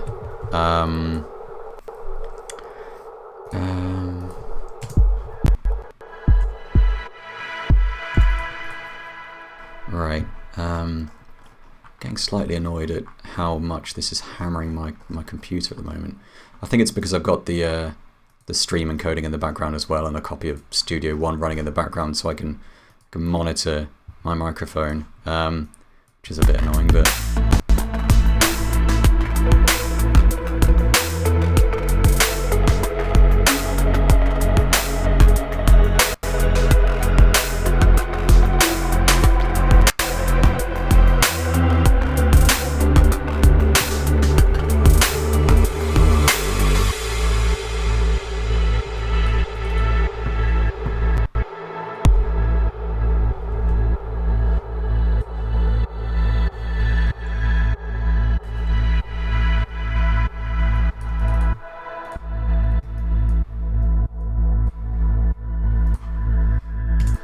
I might attempt, against my better judgment, to try and add just a very simple kind of guitar up there, just a couple of bars, but that I'm going to have to adjust my buffer size so I can actually play it without having sort of 5 seconds of latency.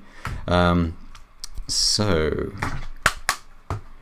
I just move some stuff around. Right.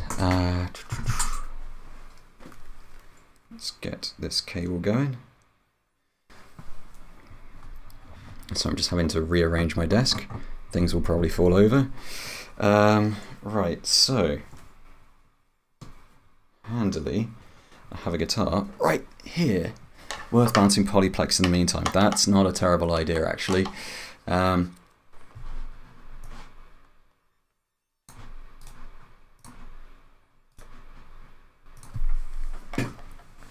Right, so that's bouncing now. So now's a good time to say if you've got any questions or anything you'd like me to go through, or if you've got any ideas, let me know, please.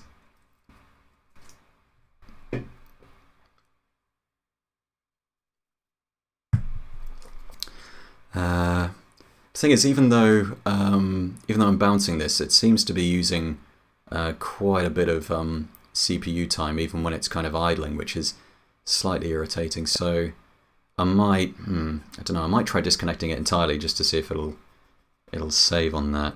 Someone said, well, how long have you been working with Reason? I've been using Reason since version 1, so I think I picked that up in 2002.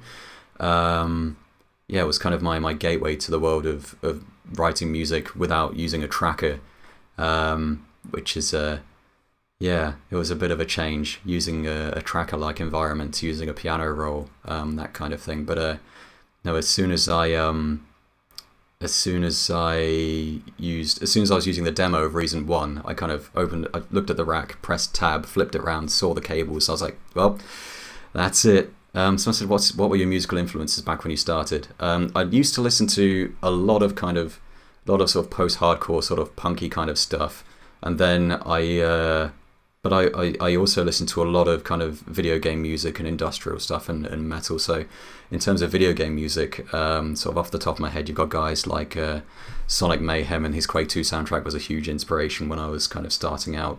Frontline Assembly in terms of industrial, and then you've kind of got the usual suspects like Nine Inch Nails. There's sort of the Unreal Tournament soundtrack, which was great as a tracker musician. I could kind of open up the files and have a look at them. The Unreal soundtrack, just so much good stuff. It was mostly just video game music and Deftones, because I've always had a bit of a soft spot for Deftones. So what I'm going to do here is I'm going to set the aggregate input to 2 because my guitar is plugged in there. At least I think it is. Yep. So this is going to have all kinds of horrible delay on it. So I'm going to use this handy effect here, which I've got called Spacey Clean Guitar. Someone said any movie score influences. I love the Solaris soundtrack. That was kind of a major influence when I was starting out. Hang on, I'm just right. Is that? Oh god, there's so much delay, and that's so loud. Right, so I'm gonna have to adjust the latency here. I'm just gonna turn that down to 256 samples. Yes, Alexander Brandon did Unreal, and a lot of Unreal Tournament with Michel van den Bos, I think, if that's how you pronounce his name. I'm not entirely sure. Let's just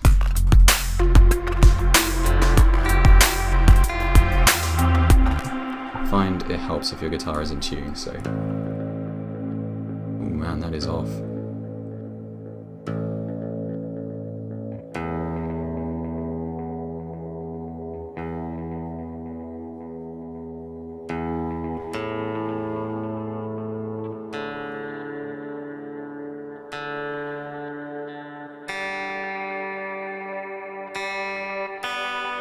See, being the professional I am, I came at this well prepared, and all my instruments were tuned correctly, of course. So let's. I think there's a reverser built into this as well, so I'm going to turn that up a bit. Also, I'm using a Guitar Rig VST purely so I can use the tape echo here. That was a little bit of an experiment that I threw in there a couple of days ago, which I kind of liked. So that.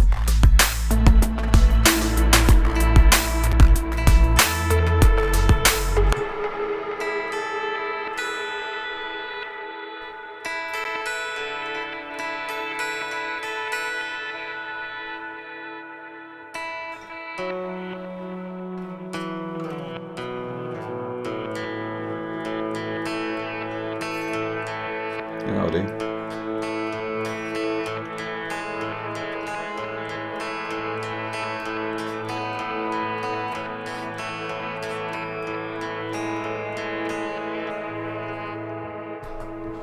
Yeah, so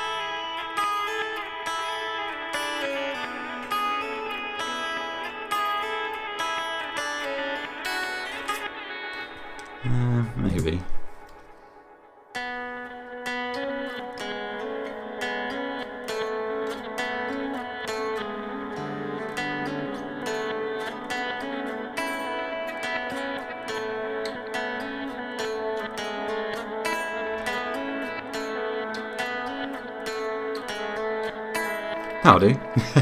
Right, okay. So if I just turn on a click, I'll just record that over the top.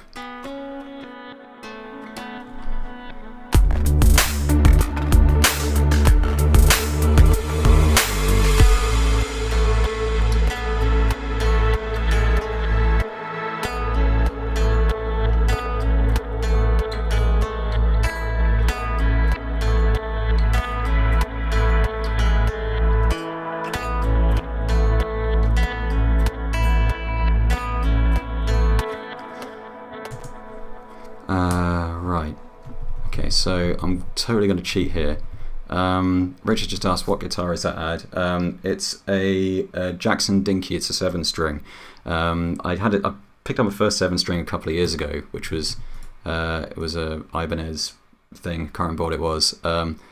But I fully intended to swap out the pickups, and it turns out I found this guitar, which was a ridiculously good deal on Reverb. And someone had swapped out the pickups and put in some locking tuners, which was super interesting. So I snapped it up, and yeah, I love it.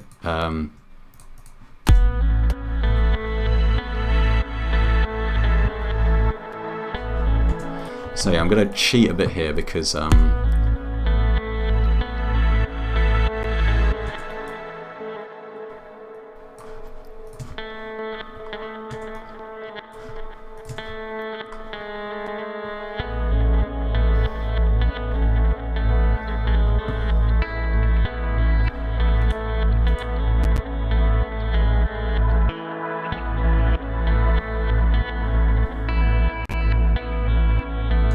yeah, trying to record this while it's popping away all the time is kind of tricky. I'm going to try that again, and I'm going to adjust that. So I'm going to change the pickup.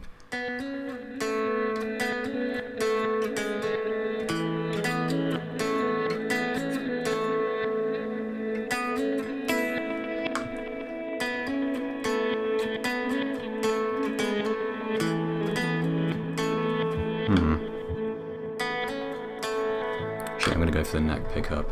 Right. In a second, I will explain exactly what I've got in this guitar patch, because I've just realised I just fired it up and I've just sort of glossed over what's actually in it. So I'm going to try recording this again. I've just realised this won't be helping because I've got a ozone maximizer on the output, which will be adding a bunch of latency. So let's try that again.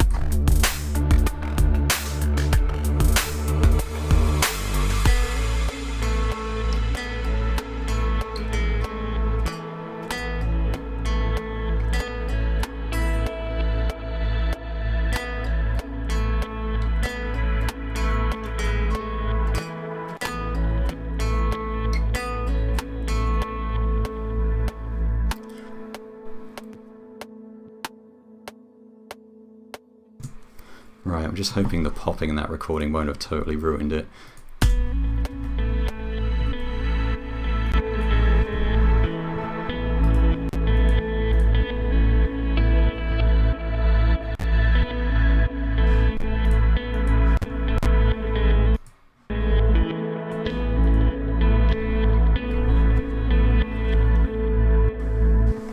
Right, I think that'll do for just guitar noodling for now. I just wanted to add that for a little flavour. Someone suggested swapping the ozone for a cheaper limiter for now. That's actually a really good idea. So what I'm going to do is I'm just going to chuck in the maximizer. Just delete this ozone for now. I think I was at 4.5 dB output soft clip. That'll do. Right.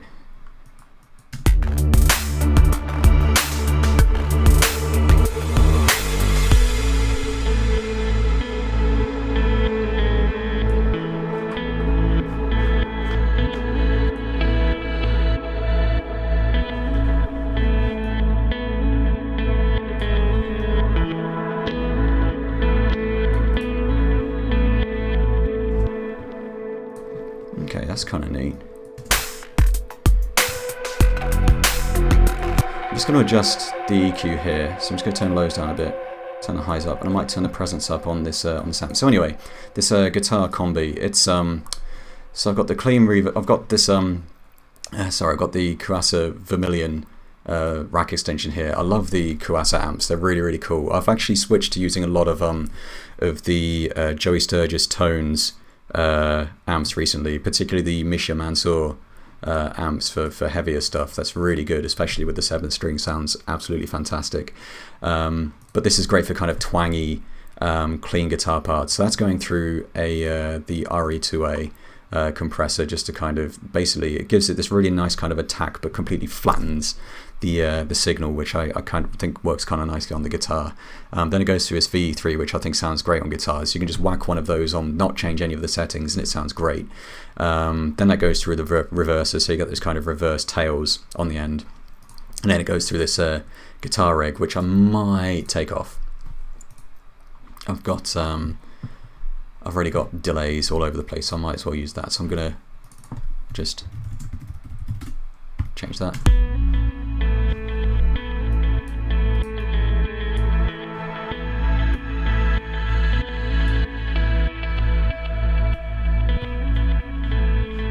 That's coming in early, so I'm gonna adjust this. I think the quantize, because my playing was pretty poor.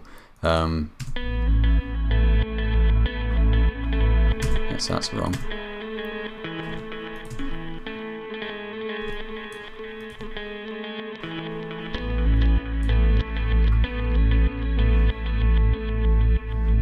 So what I'm going to do is I'm going to adjust this reverser so it starts off dry and then fades in, and I might also use that that aux end pitch shifted delay that I used on the keys as well in a second. So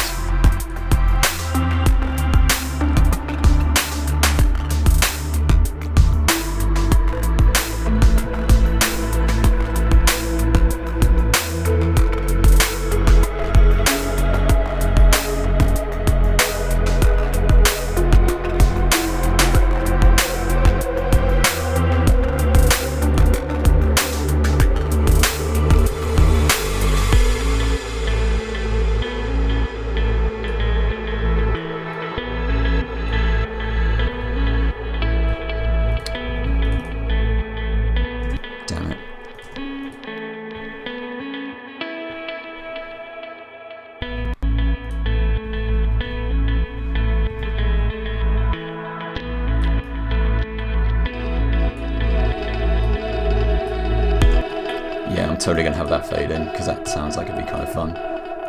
Maybe, oh, actually that's a good idea. So on top of this neutron, I'm gonna add a. Actually, tell you what, I'm gonna use this Ubik. I'm gonna take that off of aux end A because, well, aux end 1 because I'm not actually using it, and that can go out to aux return 2. So I've just taken the Ubik that I wasn't using, and now that's kind of smoothing out that pitch shifted delay.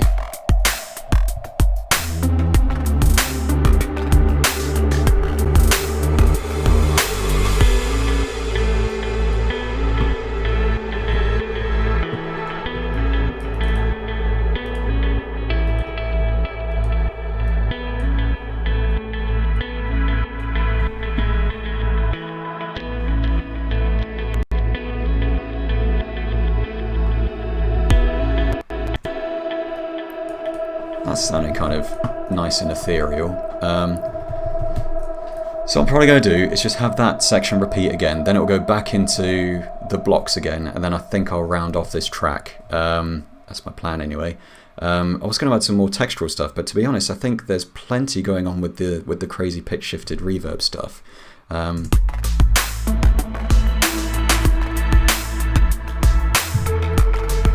fact, I might ease up on that reverb.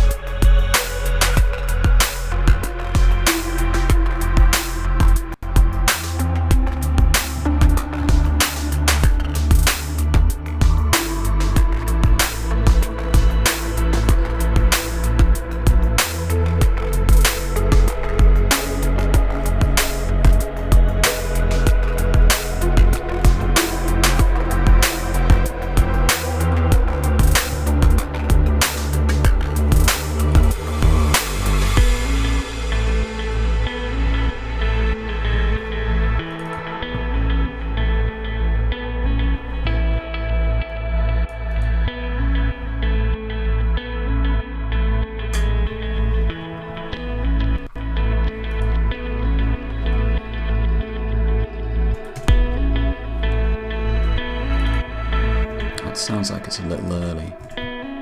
Yeah.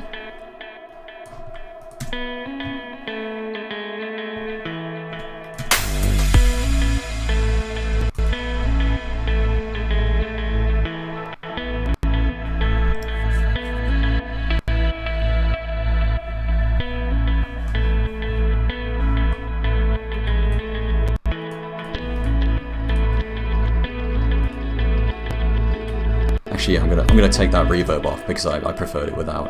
And plus, at this point, I feel like fewer devices is probably not a bad thing. Right. So I'm gonna have that cutoff come down actually.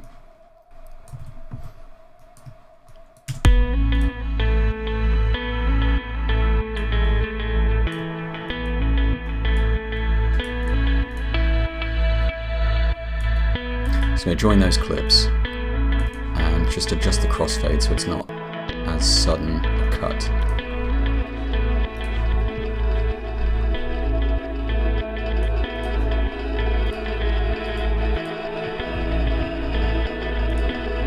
I might adjust that send level because it's a little much.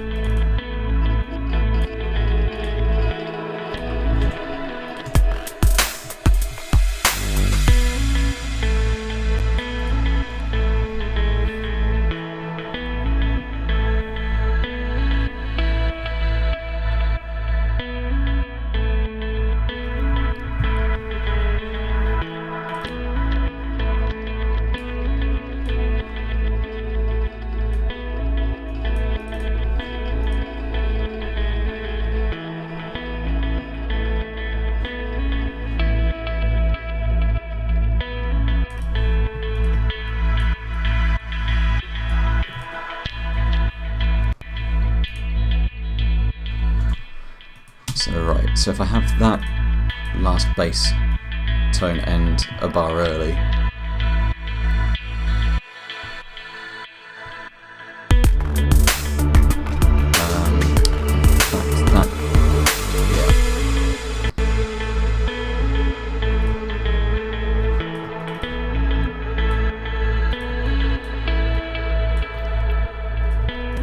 Right, so I'm just adjusting some of these curves. So that pumping effect on the texture kind of drops and then comes back in as I'm also closing the low pass filter on that ambient texture as well, so it kind of fades out and fades back in throughout the course, while the guitar, I've got this high pass filter which I've just added, so that just completely rolls off all the lows as that section comes to a close.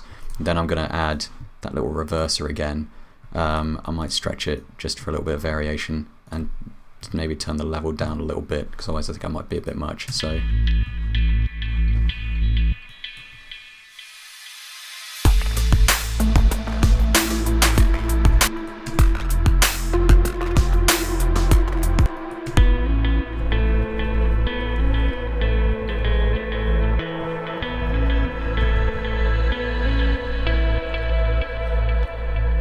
I might actually adjust the peak reduction on this.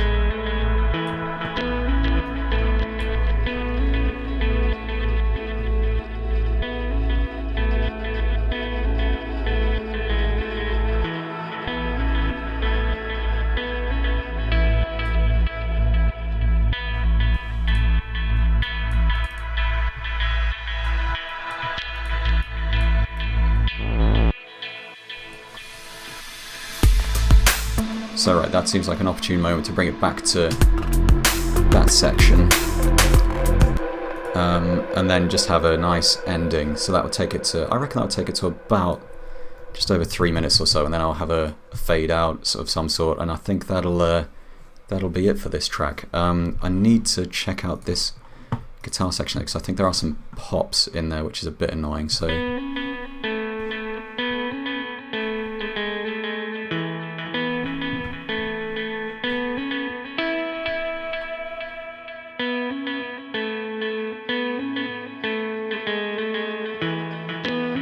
there it is. So if I just cut that out. Now normally, if I wasn't streaming, I would just re-record that Although if I wasn't streaming, I probably wouldn't have had that problem in the first place, to be honest.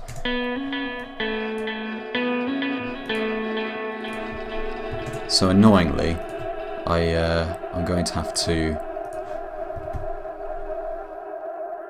chop that out.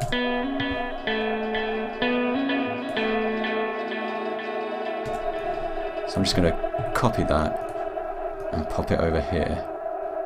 Where was it? It was there, wasn't it? Yeah. Bring that back. What have I done? Right, so that's sounding kind of interesting. The problem with working with huge delays. It's alright, let's join all of that. Oops, no, that's not what I meant to do. Let's join all of that and crossfade it properly. So I just select that, crossfade that a little bit. That's a little bit crossfaded. That's a little bit of a crossfade. There we go.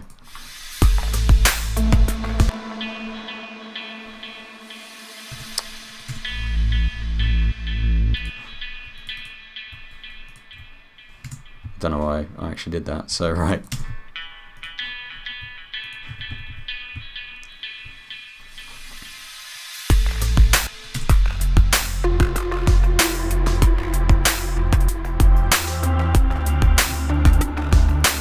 Right, so I feel like I need an extra element here now.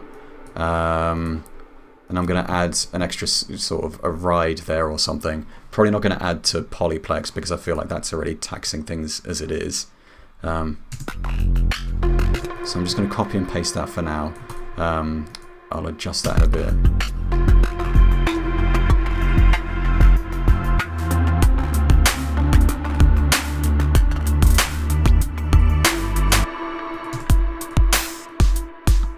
That'll do, right.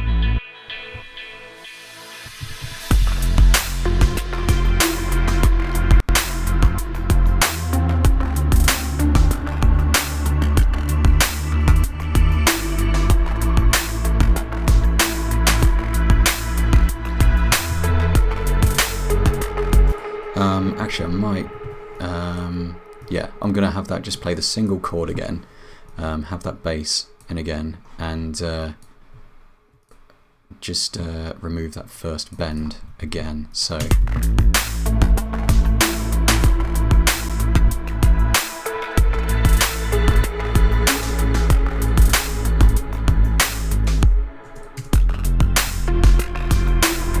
Now I feel like I need to add something here. So I'm going to add a ride there, and for that I'm just going to create a redrum, and I'm just going to use a sample this time because otherwise I'm going to be here a long time. So I'm going to go into the Wave Alchemy folder, go to Drum Tools 2, or actually Evolve 3. So this is...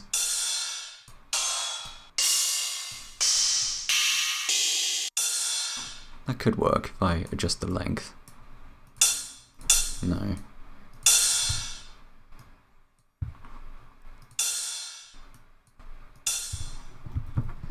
So if I just have, I'm just going to have that on every beat. So, and I might change the sample to suit. So that's that.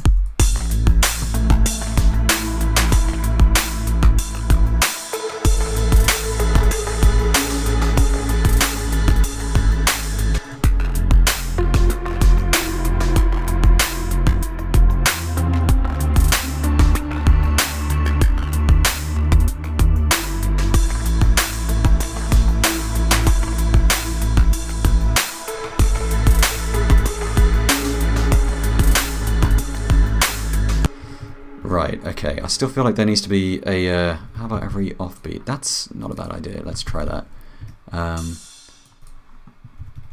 Gotta say, Adagro, if that's how you pronounce your name, you are full of great ideas today, thank you.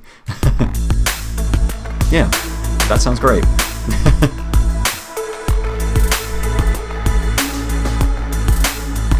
Checks in the mail.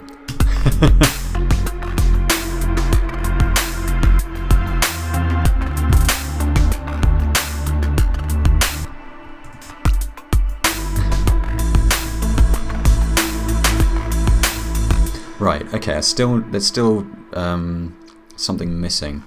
So, what I'm thinking, why mess with a good thing? Let's, actually, I don't know. Ooh, no, I'm gonna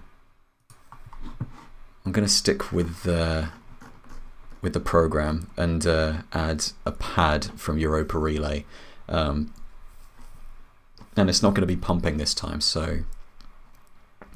Mournful, that sounds interesting. Right.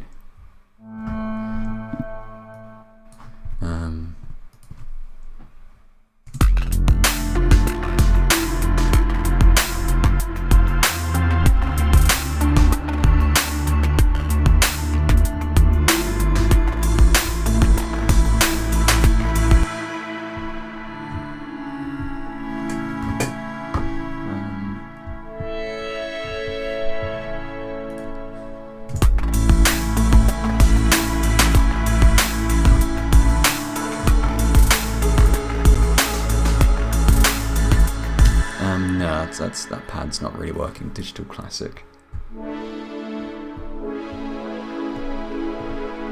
I think we need some delay and lots of reverb. So I'm just going to grab these bass parts so I can remember what the root notes are for this section, because I've sort of forgotten. So that'd be a good place to start. So if I just transpose that up an octave.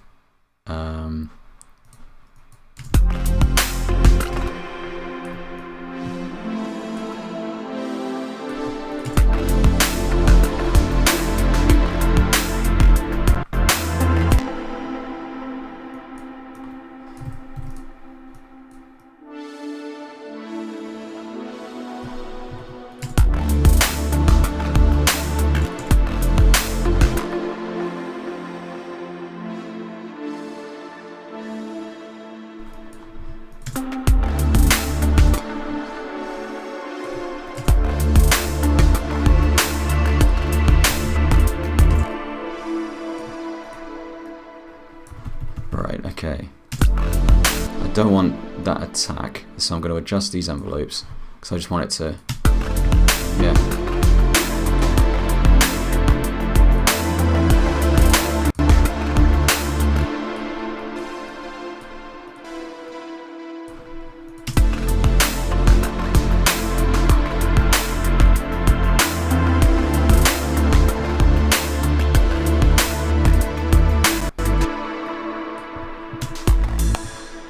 Right, okay, I know exactly where I want to go with that.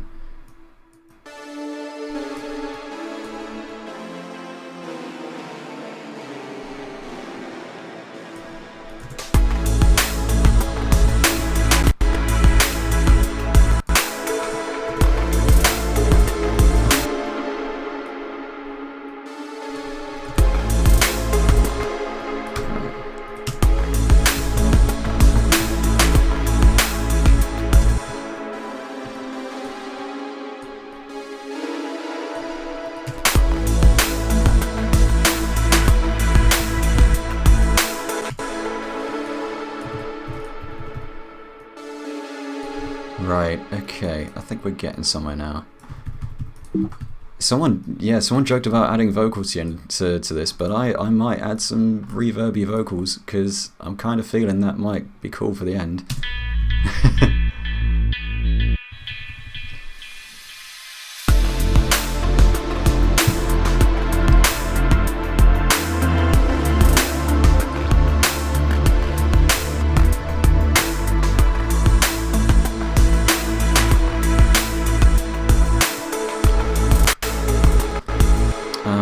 like I need more of a...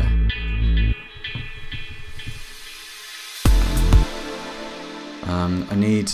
That transition isn't working for me, so I feel like I need something else. Or I just need it to be louder.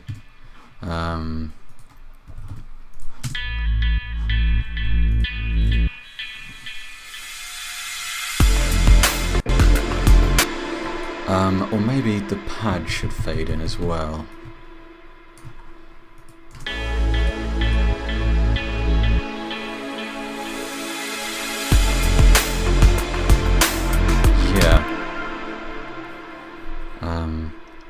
Yeah, someone said, I must do a track using blocks so I can get used to using them. Looks like they speed the writing process up.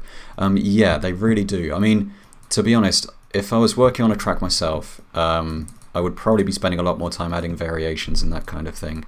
But for something like this, it's perfect for this kind of thing.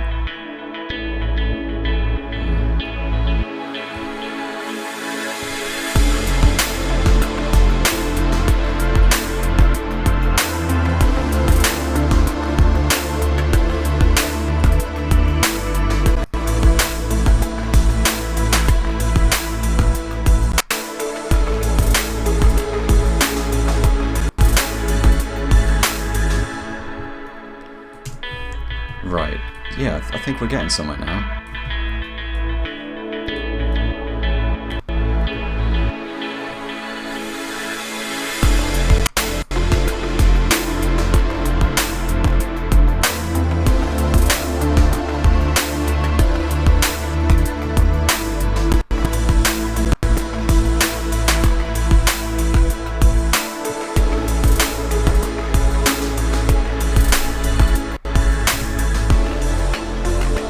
Oh yeah, I need help if I bring the drums back. I'm going to resequence those drums properly in a minute.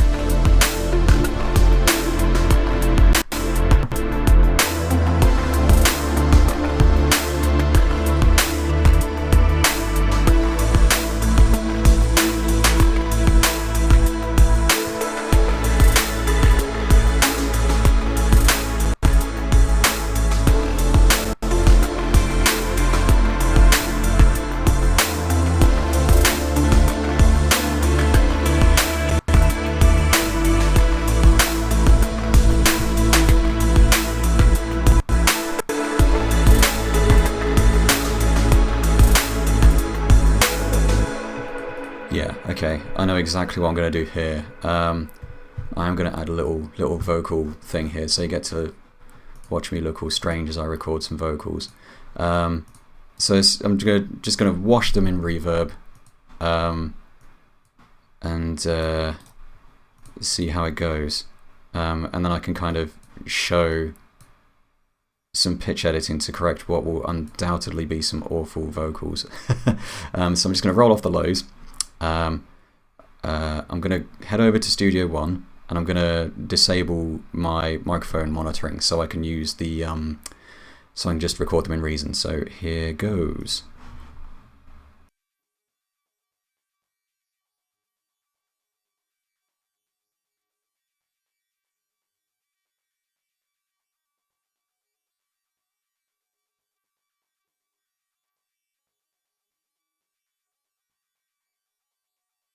Oh, well, no I'm not, because apparently I haven't got this set up correctly. I'm actually going to change this to Sapphire for a second. Hope this doesn't break everything. No, actually. This is annoying. It should be working. Sapphire aggregate, so if I... Yeah, that's better. For some reason it didn't have all of these channels activated, and I think it's input 22 is the one I want. Yes, there we go. Right, so I'm going to disable monitoring here.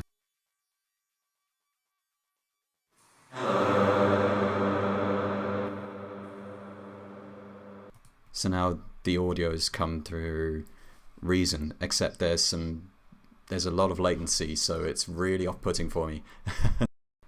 That's better. Right, okay, so So I'm just going to turn that. And here goes.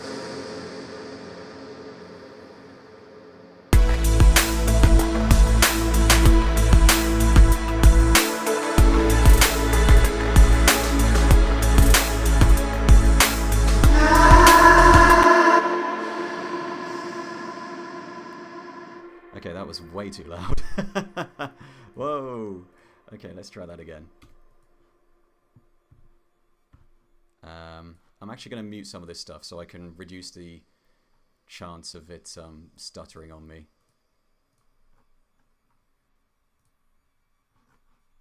Right, let's try this again, and hopefully I won't deafen me and everyone else.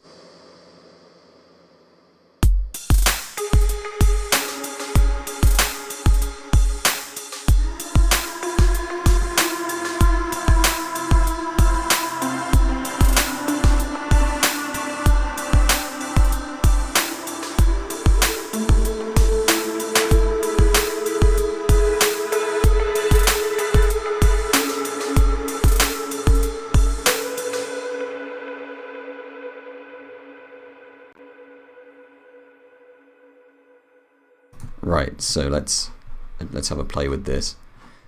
So the obvious thing I'm going to do now is pitch correct the crap out of this because it's probably not particularly in tune because I'm quite nervous. So if I just unmute that.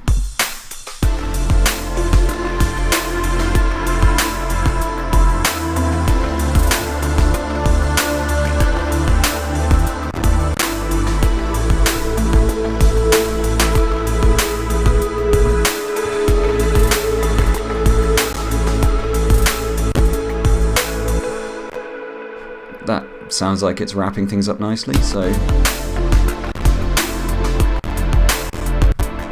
yeah, I'm going to adjust the buffer size again because it's popping. Right.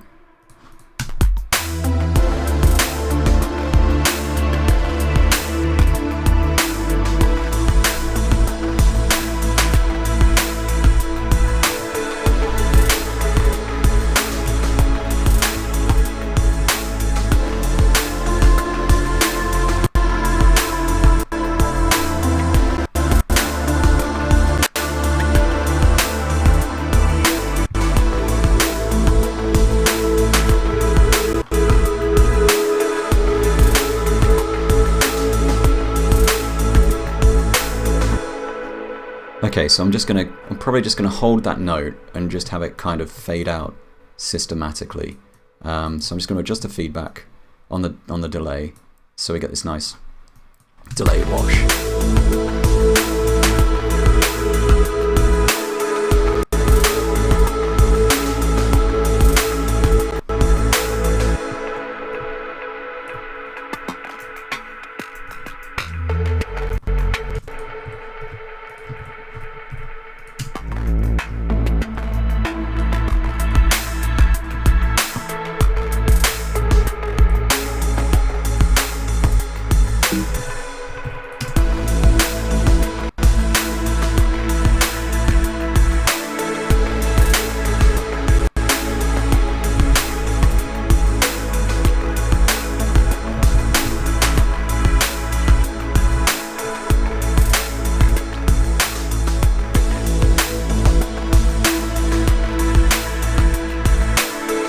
Right, okay, so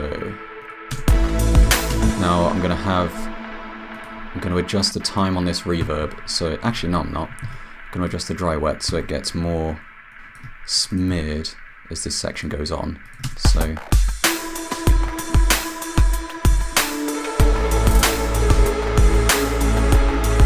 actually no, I'm just going to adjust the time. I preferred it when I was just adjusting the time.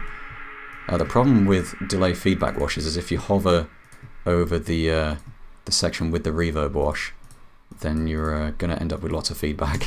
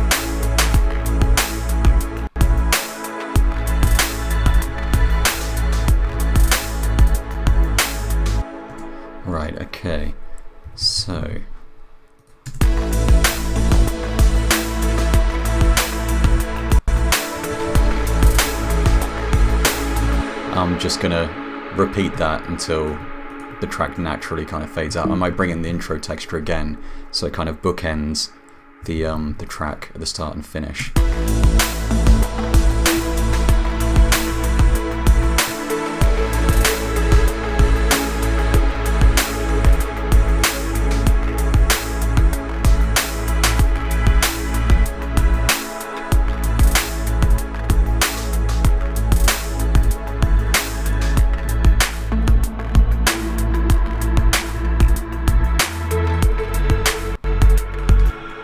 No, I just want that.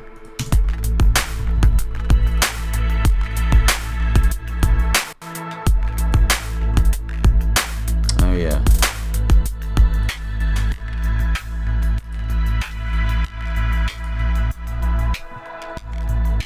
So I want that pumping sound to kind of yeah, I want the pumping sound to kind of finish. So if I go to the bass, open up the insert effects, adjust the dry wet, so I can copy and paste that. There we go.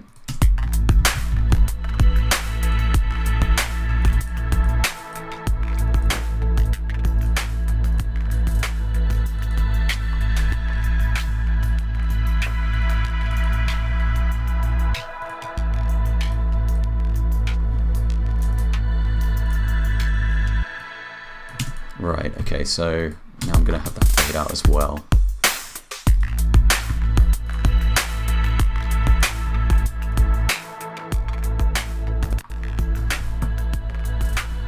I'm going to bring in the intro texture, just bring that right in at the end.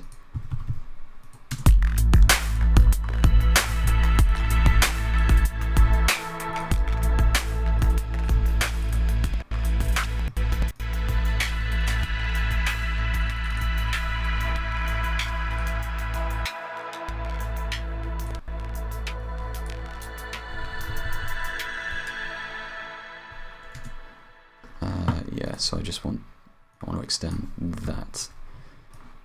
There we go.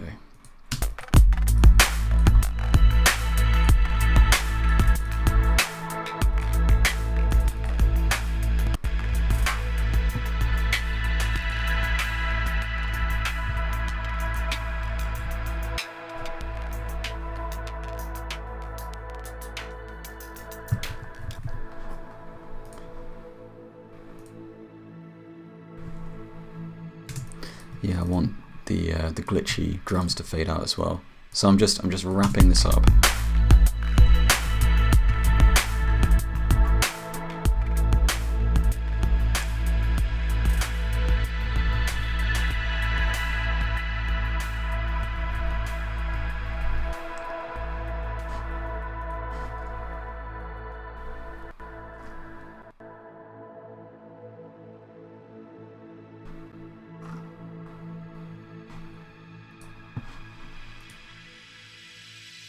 So I want that to fade out as well.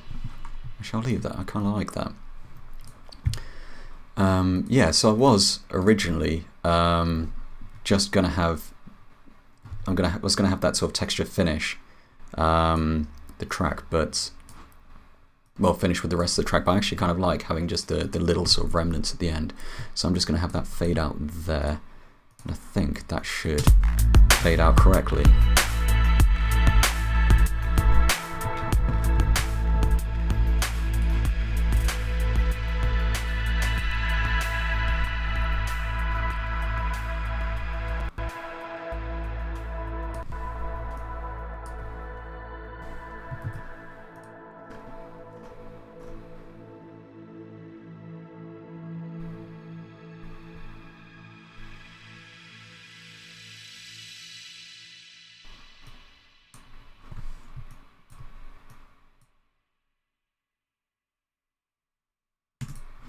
There we go. I think that's pretty much what I wanted to do with it. So now I need to correct this section with the drums, because I can't just rely entirely on copied pasted drums. I mean, I could, but it would be totally cheesing.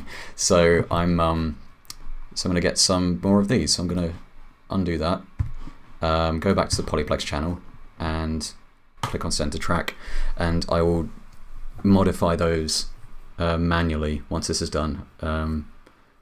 So it's going to take a second. But I think we're close to having something mostly complete. And to be honest, I'm probably going to leave it here. I don't think there's really a whole lot more I could add, because I think my computer will probably catch fire if I do. I'm really looking forward to the Reason Performance update. To be honest, in future live streams, I probably won't be using Polyplex outside of grabbing drum hits, which I'll then put into redrum, because to be honest, it's such a massive CPU hit. I mean, if I were to remove that device entirely, I imagine it would reduce my DSP considerably. That thing is just eating CPU time. It's great to be able to use VST effects and instruments in the rack, but stuff like Reaktor, as it is in Reason, just completely hammers my CPU. So yeah, that's a bit of a bummer, but there we go. Right, so I'm going to delete those.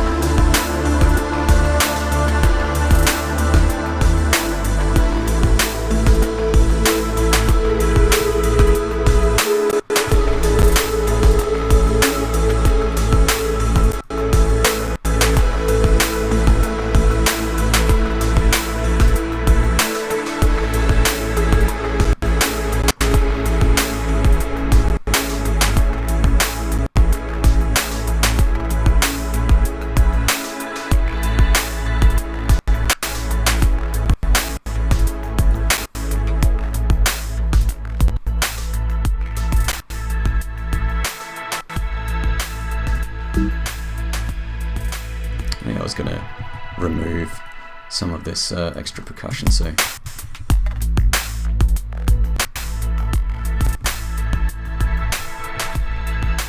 I want to remove that snare. It doesn't sound right. Right.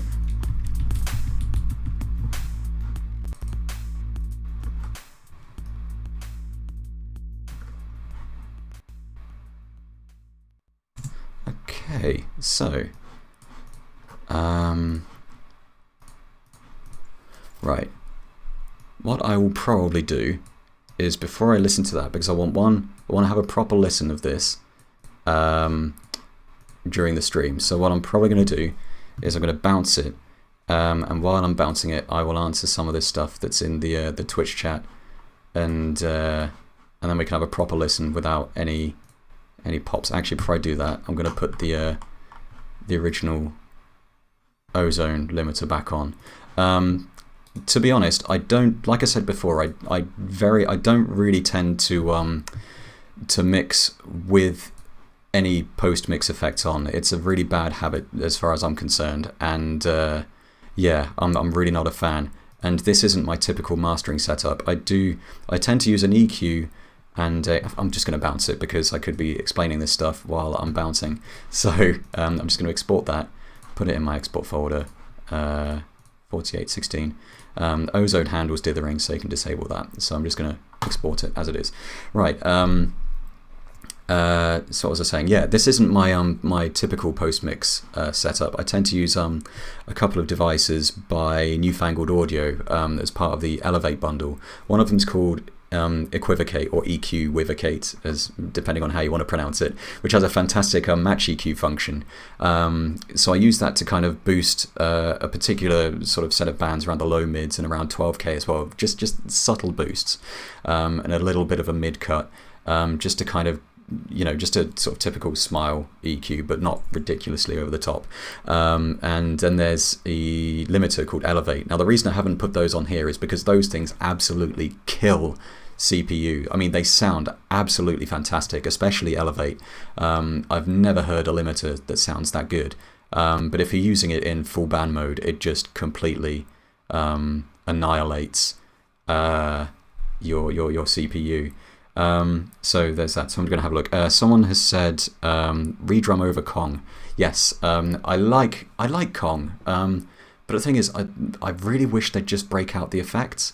It just seems kind of silly to me to have this massive thing in the rack when I'm just using a tape echo. And to be honest, I really do have a soft spot for redrum. I think it's just because it's what I'm used to. I know a lot of people prefer Kong, but I don't know. There's something about it. So yeah, I really like redrum. It's got a place in my heart. So yeah. Brian said this is going to be trickier when you eventually grab the Twisted Tool stuff and have to run Ultra Loop from Reaktor. Oh god, yeah. So I have this kind of ongoing thing. Brian, he smartly picked up the Twisted Tools bundle a couple of years ago, which is it's a suite of awesome Reaktor instruments. And I was thinking about picking them up at the same time. But money was a little tight, so I didn't at the time, and I really regret it, because it like just using Polyplex. I love it. It's great for kind of, there are some tools that are really useful if you're kind of hitting a stumbling block in terms of getting ideas going or something like that. And the Twisted Tool stuff seems, perfectly suited for that kind of thing. As evidenced by Polyplex, it's like drum hits straight away, sounding great. So yeah, that's on the one hand, I'm looking forward to being able to use all of this stuff, but on the other hand, I'm seriously worried about what it's going to do to my CPU. I might start leaving some bacon and eggs in my noise cave, so I can just kind of put them around my computer and fry them or something. So yeah, so like I said, I typically wouldn't leave these post-mix effects on, but for the case of today, and because I've got I had the levels sorted out beforehand, so the microphone and what I was doing in Reason, they should have been reasonably well balanced. So if you've got any feedback regarding how this live stream has sounded, I know there's been a bit of noise on the microphone, but I need to adjust the gate at some point. But apart from that, and the stupidly noisy fan on my computer, it sounds like it's about to take off. But fingers crossed, this should work. So we'll see. So what I might do, as I generally tend to do with these live streams, is I might tidy up what's here, and I'd like to share the Reason document file with everyone if they fancy challenging their computer. So we'll give that a go. So here we go. Let's go here, and I'll just use preview. So here we go.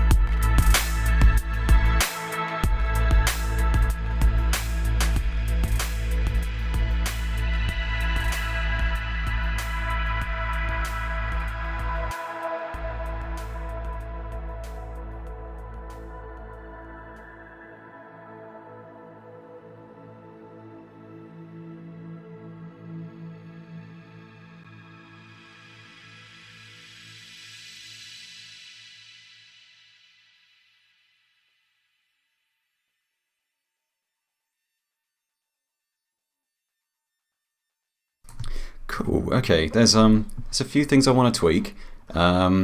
Namely that guitar, the level of the vocals, and there was something else. Also, someone pointed out that the length of the track is 4 minutes 20, 4:20. That is kind of funny. So yeah, so I'm gonna adjust the guitar so that it doesn't come in quite so suddenly. So the high pass filter's on at the start. So.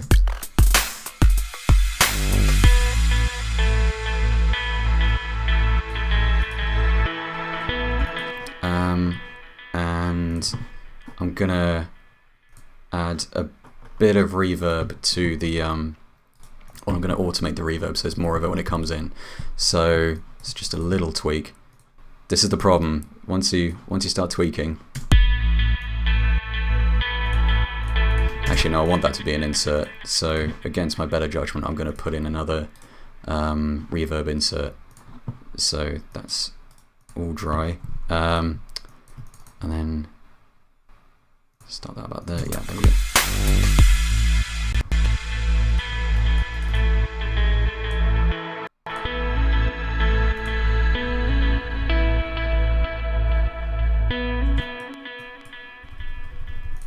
Oh hey, Adagro's just mentioned. Good thing I found this on the R Reasoners subreddit. I honestly had no idea if anyone checked that, so that's awesome that that you found it through there. Thanks for checking it out.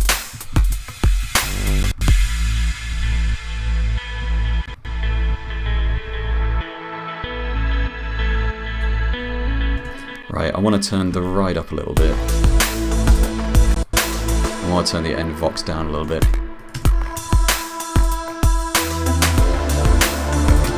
And I want to just double check that it fades out correctly. So I'm going to add an extra half bar on the end and just add a little, just a tiny little line mixer before the output, just because I want it to fade out correctly. So if I just automate the master there and just, there we go.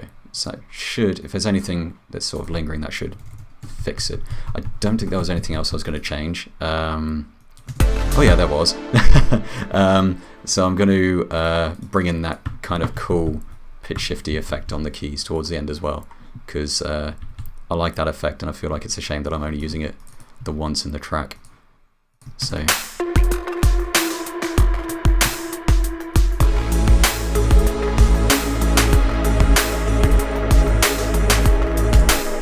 right, that's it. That's all I wanted to change. I'm not going to bounce it and play it again, because otherwise, you know, I feel like you guys have probably got better things to be doing with your time at this point.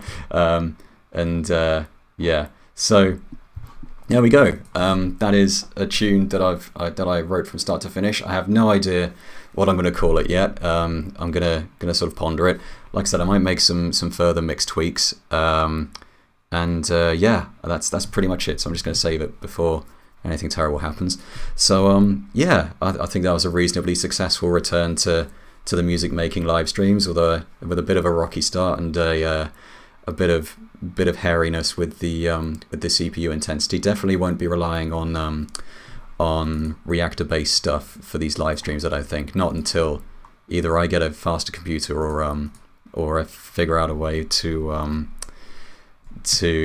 get it running without eating quite so much CPU time. So there we go. I think I'm going to wrap it up there and wish you all a fantastic Friday and an awesome weekend. And thanks for joining me. It's been a real pleasure to get back into this, and hopefully it'll be the start of many more projects to come. Next week I imagine I'll be focusing on something different. I haven't decided what yet, but I'm hoping to get back into the groove of making this a regular thing. So maybe something sound design related, or maybe I'll look at some of those textural effects that I tried to use earlier on that didn't fit at all. But yeah, we'll see. So once again, thank you so much for joining me, and I'm gonna leave you guys there. So cheers.